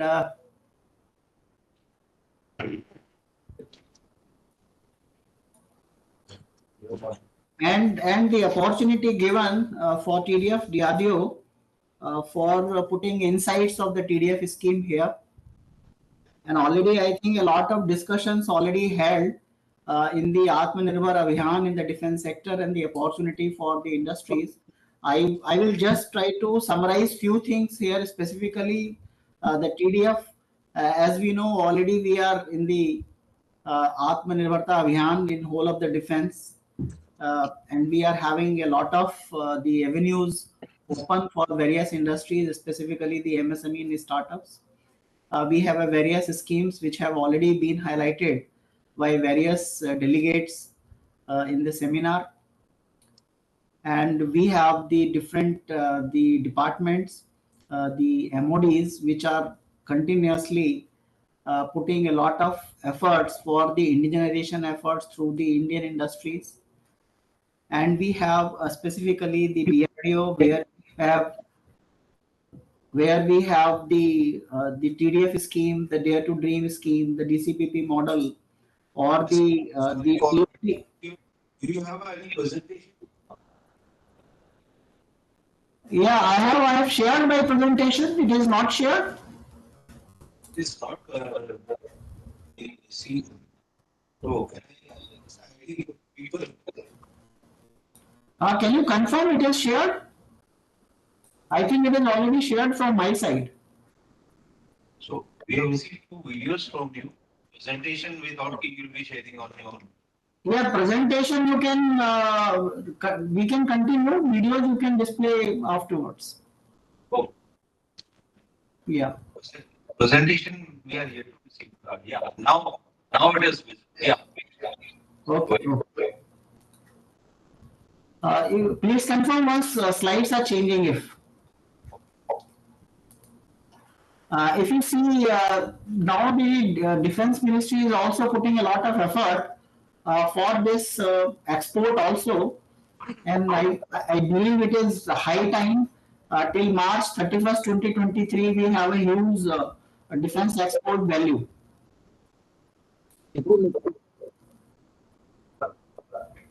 Similarly, if we talk about the kind of initiation for the indigenization post, already the Department of Defense Production and the Department of Military Affairs have released a lot many positive indigenization lists. Till date, 5 indigenization lists have already been released, for which all the effort will be initiated for the indigenization of the defense components, spares, or for the bigger platform, the supply chain.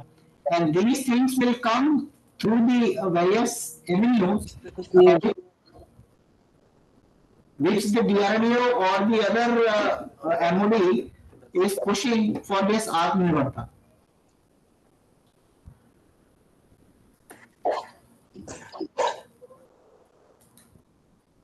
If I talk about Colonel Sanjeev, can I request you that my slides are changing? No? Okay. So if I talk about this DRDO efforts for this, we have a lot of technology where we are pushing this through the technology readiness labels. Up to technology readiness level 3, we are putting a lot of academic institutions to come into the picture for the development of the technologies. And after that, we have a TDF and the in-house development or the R&D through the DRDO labs. And finally, we are giving the TOT to various MSMEs or the other industries. So we are working in a domain of the TRL level 1 to 9, where we are putting a lot of efforts for the indigenization.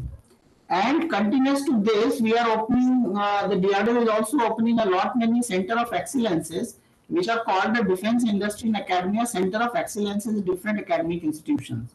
And recently, the 6 new DRDO Industry Academia centers have also been opened in IT Kanpur, IT Hyderabad, IT Kharagpur, IT Roorkee, IT BHU, and IT Jodhpur. So till date, we have almost 15 center of excellences, which are also pushing a lot of the defense components and the R&D through academic institutions also.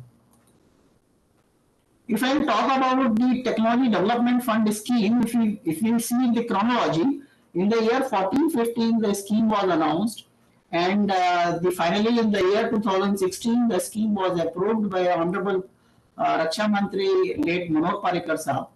And then in the 18, we have awarded the project under the TDF.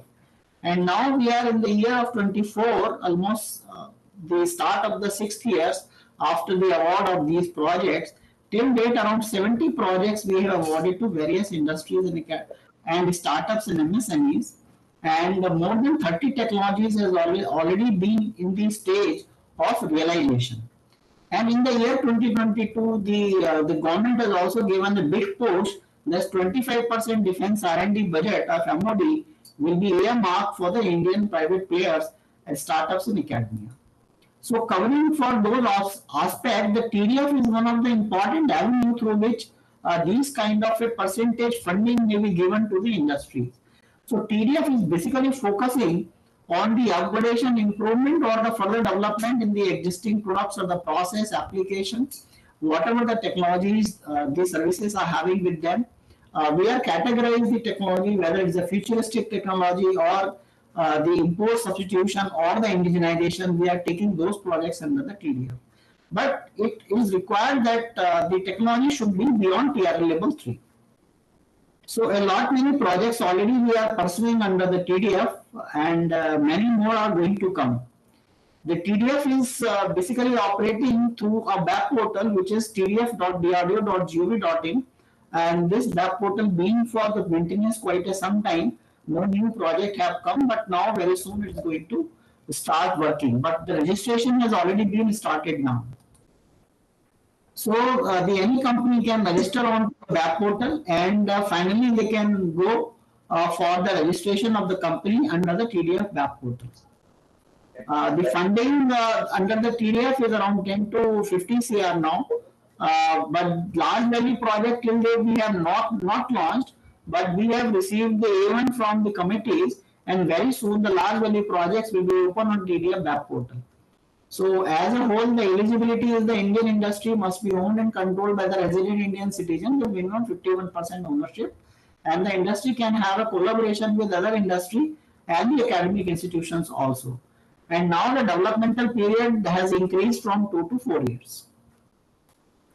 How we are moving under the TDF for the award of the project under the TDF scheme, we are collating the requirements from the Department of the various departments under the Ministry of Defence. We will carry out the feasibility of those requirements by constituting a group of the people, expert people, and also we are opening an expression of interest or RFI. And after that, we will have a kind of a evaluation, and then we will issue a RFP or the project definition document for receiving the DPR. And then we will take the A1 and we will go for the TCEC, and finally we will take the approval from the competent authority and will award the project.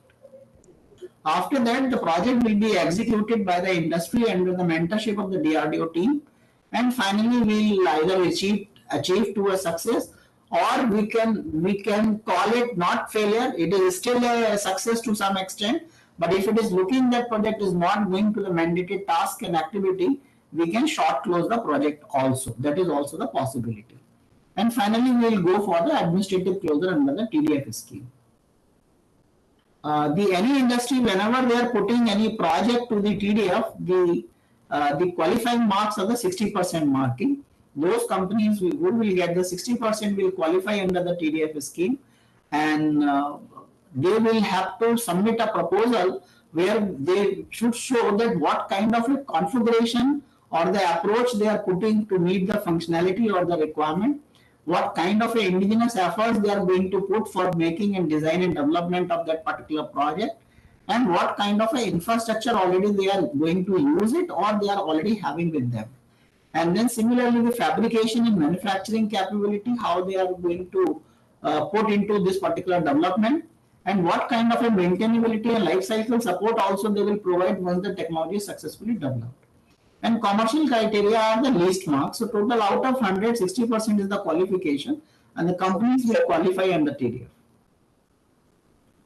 The enhancement has already been done under the TDF, And this enhancement, the large value project going to come shortly, as I told. The total project, if we see the 70 projects at the cost of roughly around 288 crore, we have awarded to different industries against the various requirements, which comes under the avionics, the composite material, the propulsion system, the drone, the communication, health technology, AI, robotics, marine structures, the line replacement unit, sensor technology, telemetry, and instrumentation. And if we see the statistics and category, the Indian Army 8 projects, Indian Air Force around 10, and Indian Navy 11 projects, other than the ADA and DRDO. And there is a scheme which is called Dare to Dream scheme. Under Dare to Dream scheme, we are the DRDO is opening a pan-India based competition where we are selecting the individual in the startups, and then individual in the startup will be given an award of rupees 10 lakh, 8 lakh, and 6 lakh rupees. And further will be given an opportunity to develop the technology to the next level by providing them funding under the TDF. And there are the various projects which we are developing under the TDF of the Indian Naval. As I told, that these are the projects which we have developed. And in fact, we have developed the composite pumps for 40 TPH and 125 TPH through Jules Memories, one of the development agency in Pune itself, and many more we are developing for the Indian Navy. Similarly, a lot many the component level or the sub-component level, the requirements we are developing under the TDF scheme for the LCA Tejas and AMCA. This is a very great news that one of our development agency, which is the Bellatrix Aerospace, which recently has developed India's first high-performance green propulsion system for a small satellite, which has been tested successfully in orbit, flown onto the PSLV module and C-58 mission. And this technology was developed through the TDF DRDO with the strong mentoring of the DRDO scientist from the RCA. These are the many few success stories under the TDF.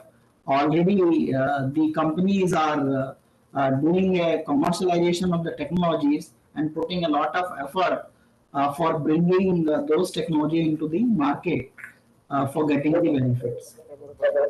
These are the another success stories like the self-regulating JT cooler for the missile seekers we have developed. We are developing the water jet propulsion systems. Similarly, we have developed through one of our industry a drug which is the nuclear emergency drug, which is called the Prussian blue formulation. It is the CEDESCO approved drug which will be used for the decontamination of the cesium and thallium in any nuclear emergency. So this has also been developed under the TDF scheme, and it is getting a lot many the requirements from the different sources for the nasal medicine. And we have recently handed over the one of the critical technologies. One is the avionics antenna, another is the predictive AI tool for the health usage and monitoring system for the naval application for the prediction of the health monitoring of a fighter aircraft. And these both we have handed over during Aero India last year. If we see a lot many schemes are available onto the Startup India platform, and the Ministry of Defence schemes are also listed there. Two schemes, specifically the IDEX and TDF. So you can go through all the details from there. India startup, it's really a boom for the country, and if you see the transition year by year is continuously increasing the startup culture in the country. So I think the startup should take the maximum advantage, the government launched schemes and the avenues available for them, and take the benefit for this boom. Already Startup India back portal, there are a lot many the benefits for the startups, how to register, how to do the things are available, and the company can go to the back portal and take the advantage how to get the startup recognition.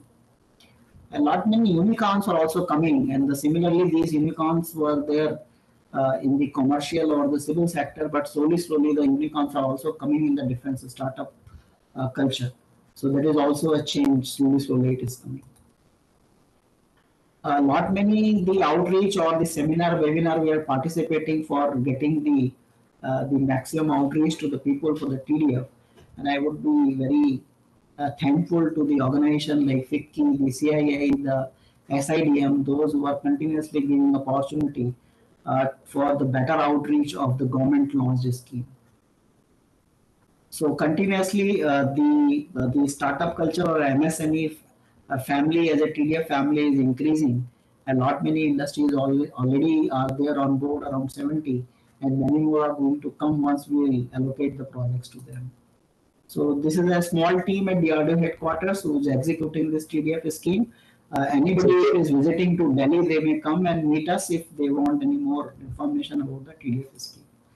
So thank you, Nagpur. Thank you, Vicky. Thank you very much for giving these opportunities. So please come and join hands in the journey of development of defense technology and be the part of the Atmanirbhar Bharat Abhiyan. Thank you very much. Thank you.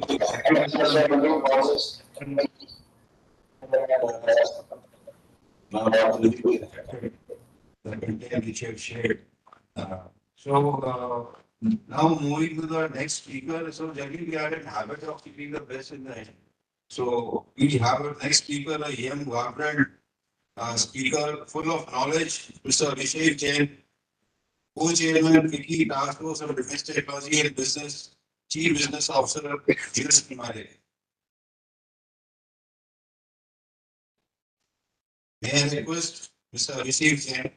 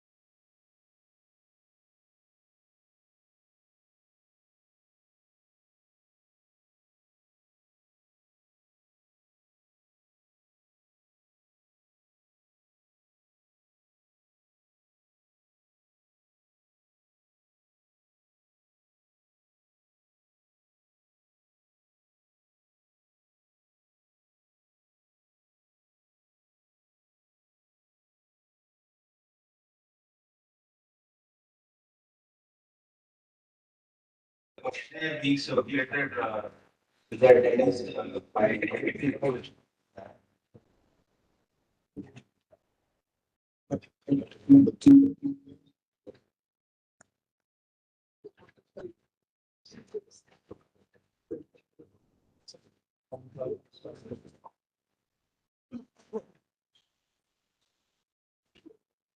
Hello,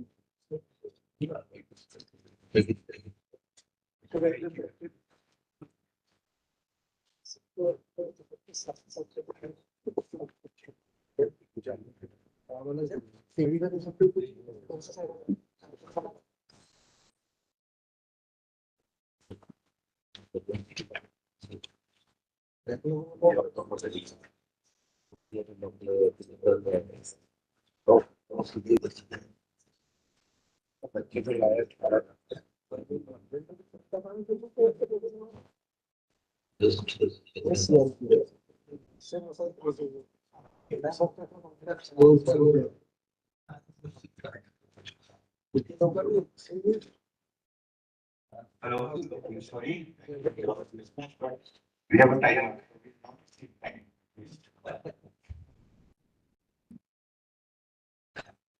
So these are the four people that are involved in the defense. It basically provides funding and provides problem. The large industry, which is basically system integrators, the academy has strictly R&D trends. So if you want to do something which is high R&D, then it's academy because we as academics have forgotten all our formulas. So we now don't remember what we studied, right? We are basically paper pushers. So we require somebody who can manage.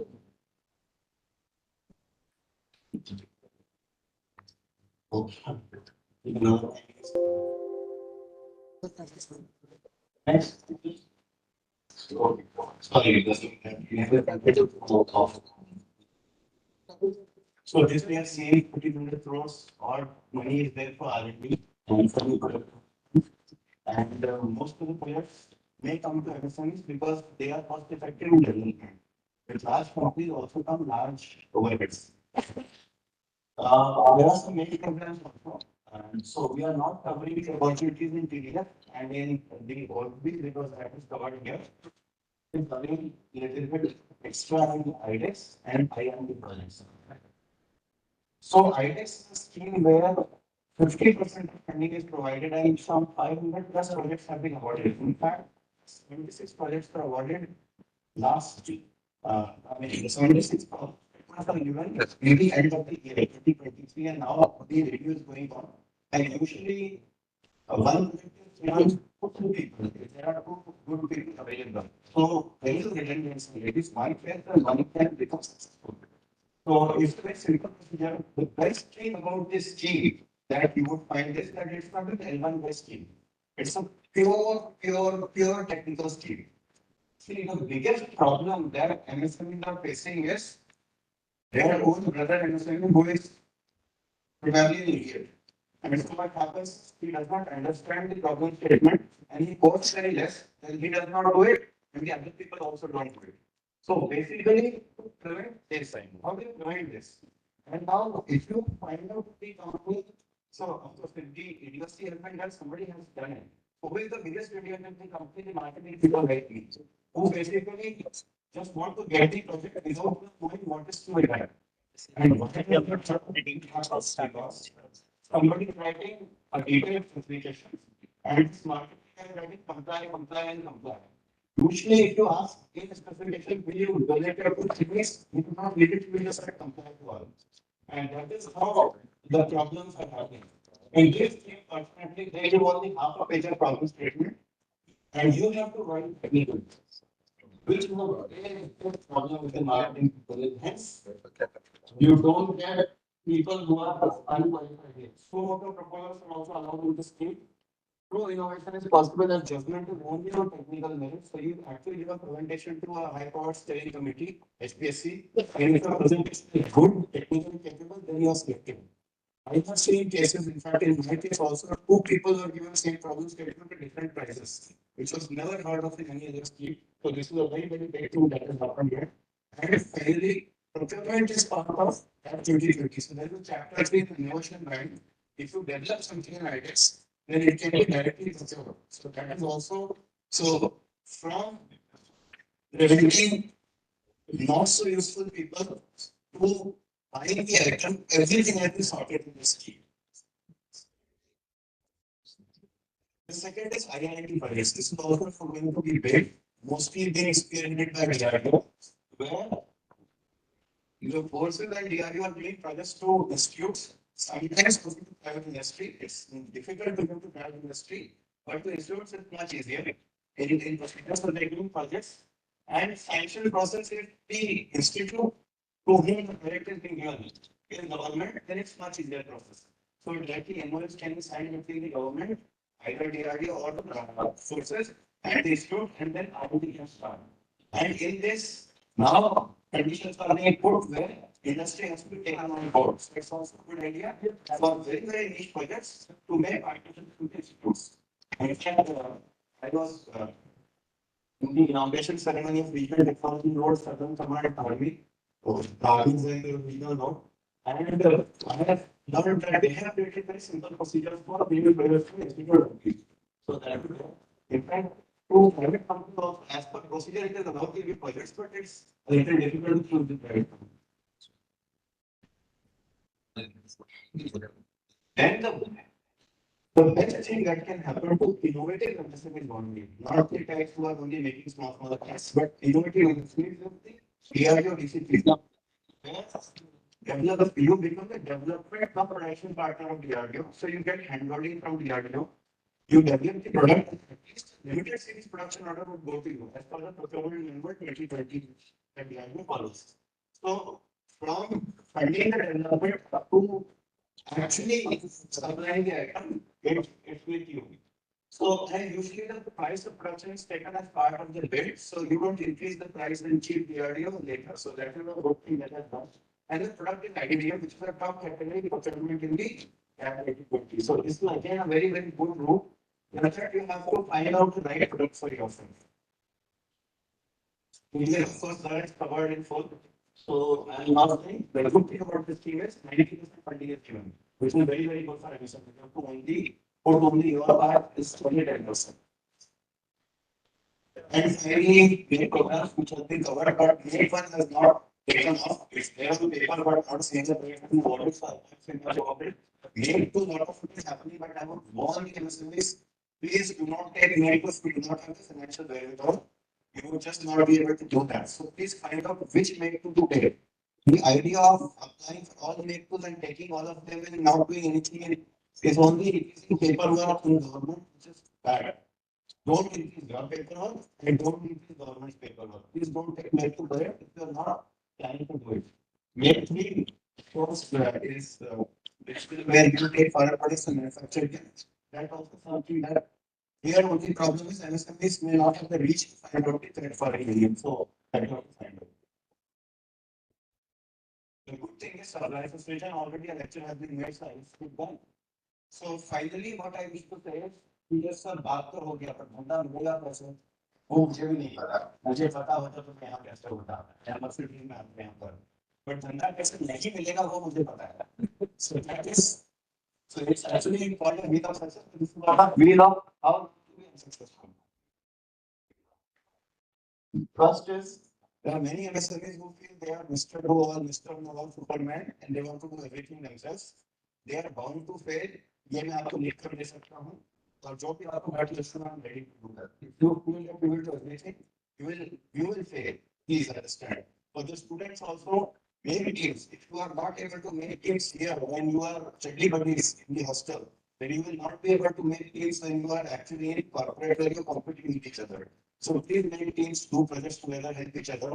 And some of you, because at the back there students, try to form companies. When you are young and unmarried, you have nothing to lose. बाद में तो बीवी बहुत करती है. I come here and she is like, क्यों जा रहे हो? कैसे जा रहे हो? Find good partners. Okay. So again, there is a problem. What happens is the moment we are not students and we have become veterans in the industry, we have the shyness of approaching other people. That is the biggest bottleneck. I still approach people. You just go and say, I want to work with you. Let's do together. If he says no, that is okay. If he says yes, that is also okay. बचपन के बारे में तो करते हैं ना जहाँ से बोलते थे ना लड़के बनाते हैं कोई बात नहीं हम करते हैं तो लॉटरी लग गई यहाँ वो ऐसे ही है just go and approach okay make partners same time this is one more problem there are because the government is now very conducive to startups and MSMEs, and these seminars are part of that conduciveness. The MSMEs little bit and startups who are very new, they feel like it is government's responsibility to handle them, that's not the case. Your own business is your own business. You have to run that business. Nobody else is going to run that business for you. You have to put in that to run that, right? So what happens is because you feel that you are special, because you are a startup, you start demanding things. मुझे ये भी चाहिए, वो भी चाहिए, even if it does not fit into policy and procedure. There have been people who said, I am the best and this government should give me a contract without doing that. Right? Then this has happened to me once, and once I was in a meeting with the previous defense minister, and it was kind of said, madam, only 5 years I got handholding from the forces. And she was only 5 years, she was also very nice.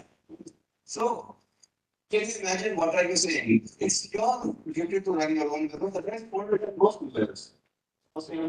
Don't waste time on policy changes. Concentrate on engineering because most of the bigger people and people in other places are not concentrating on engineering but doing only policy.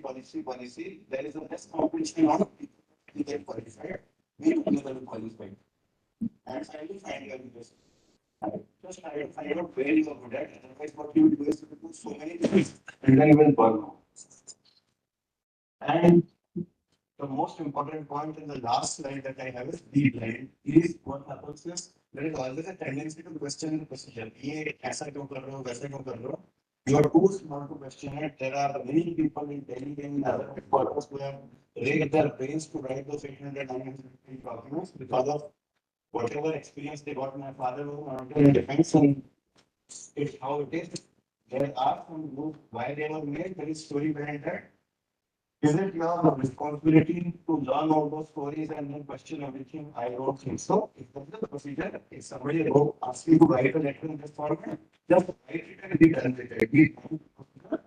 That's the most logical thing to do. Thank you very much.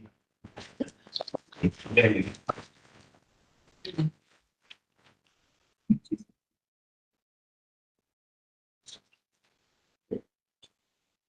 Thank you, Abhishek, for wonderful talk. With this, ladies and gentlemen, we have come to the end of the session 2 and the end of the MSME Conclave.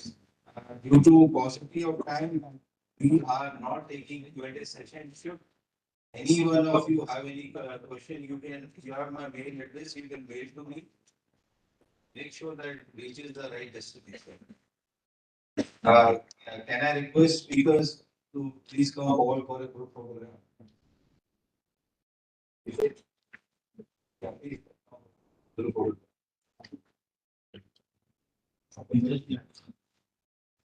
A round of applause for the speaker.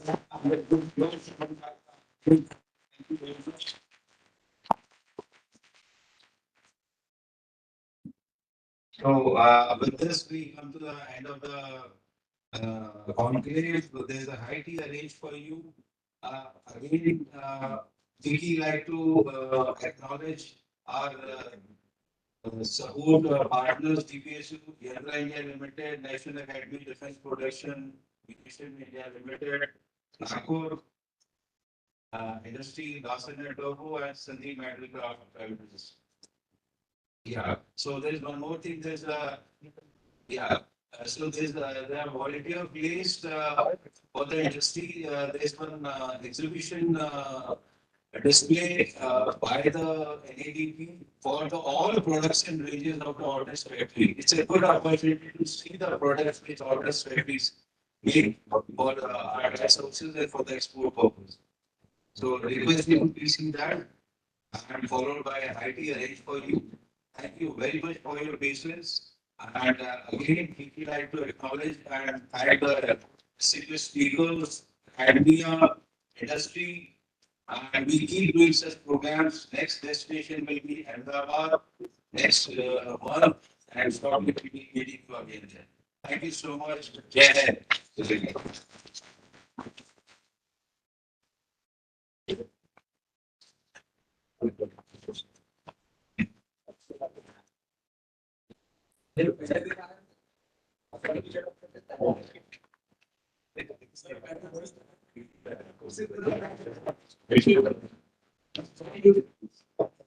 Thank you.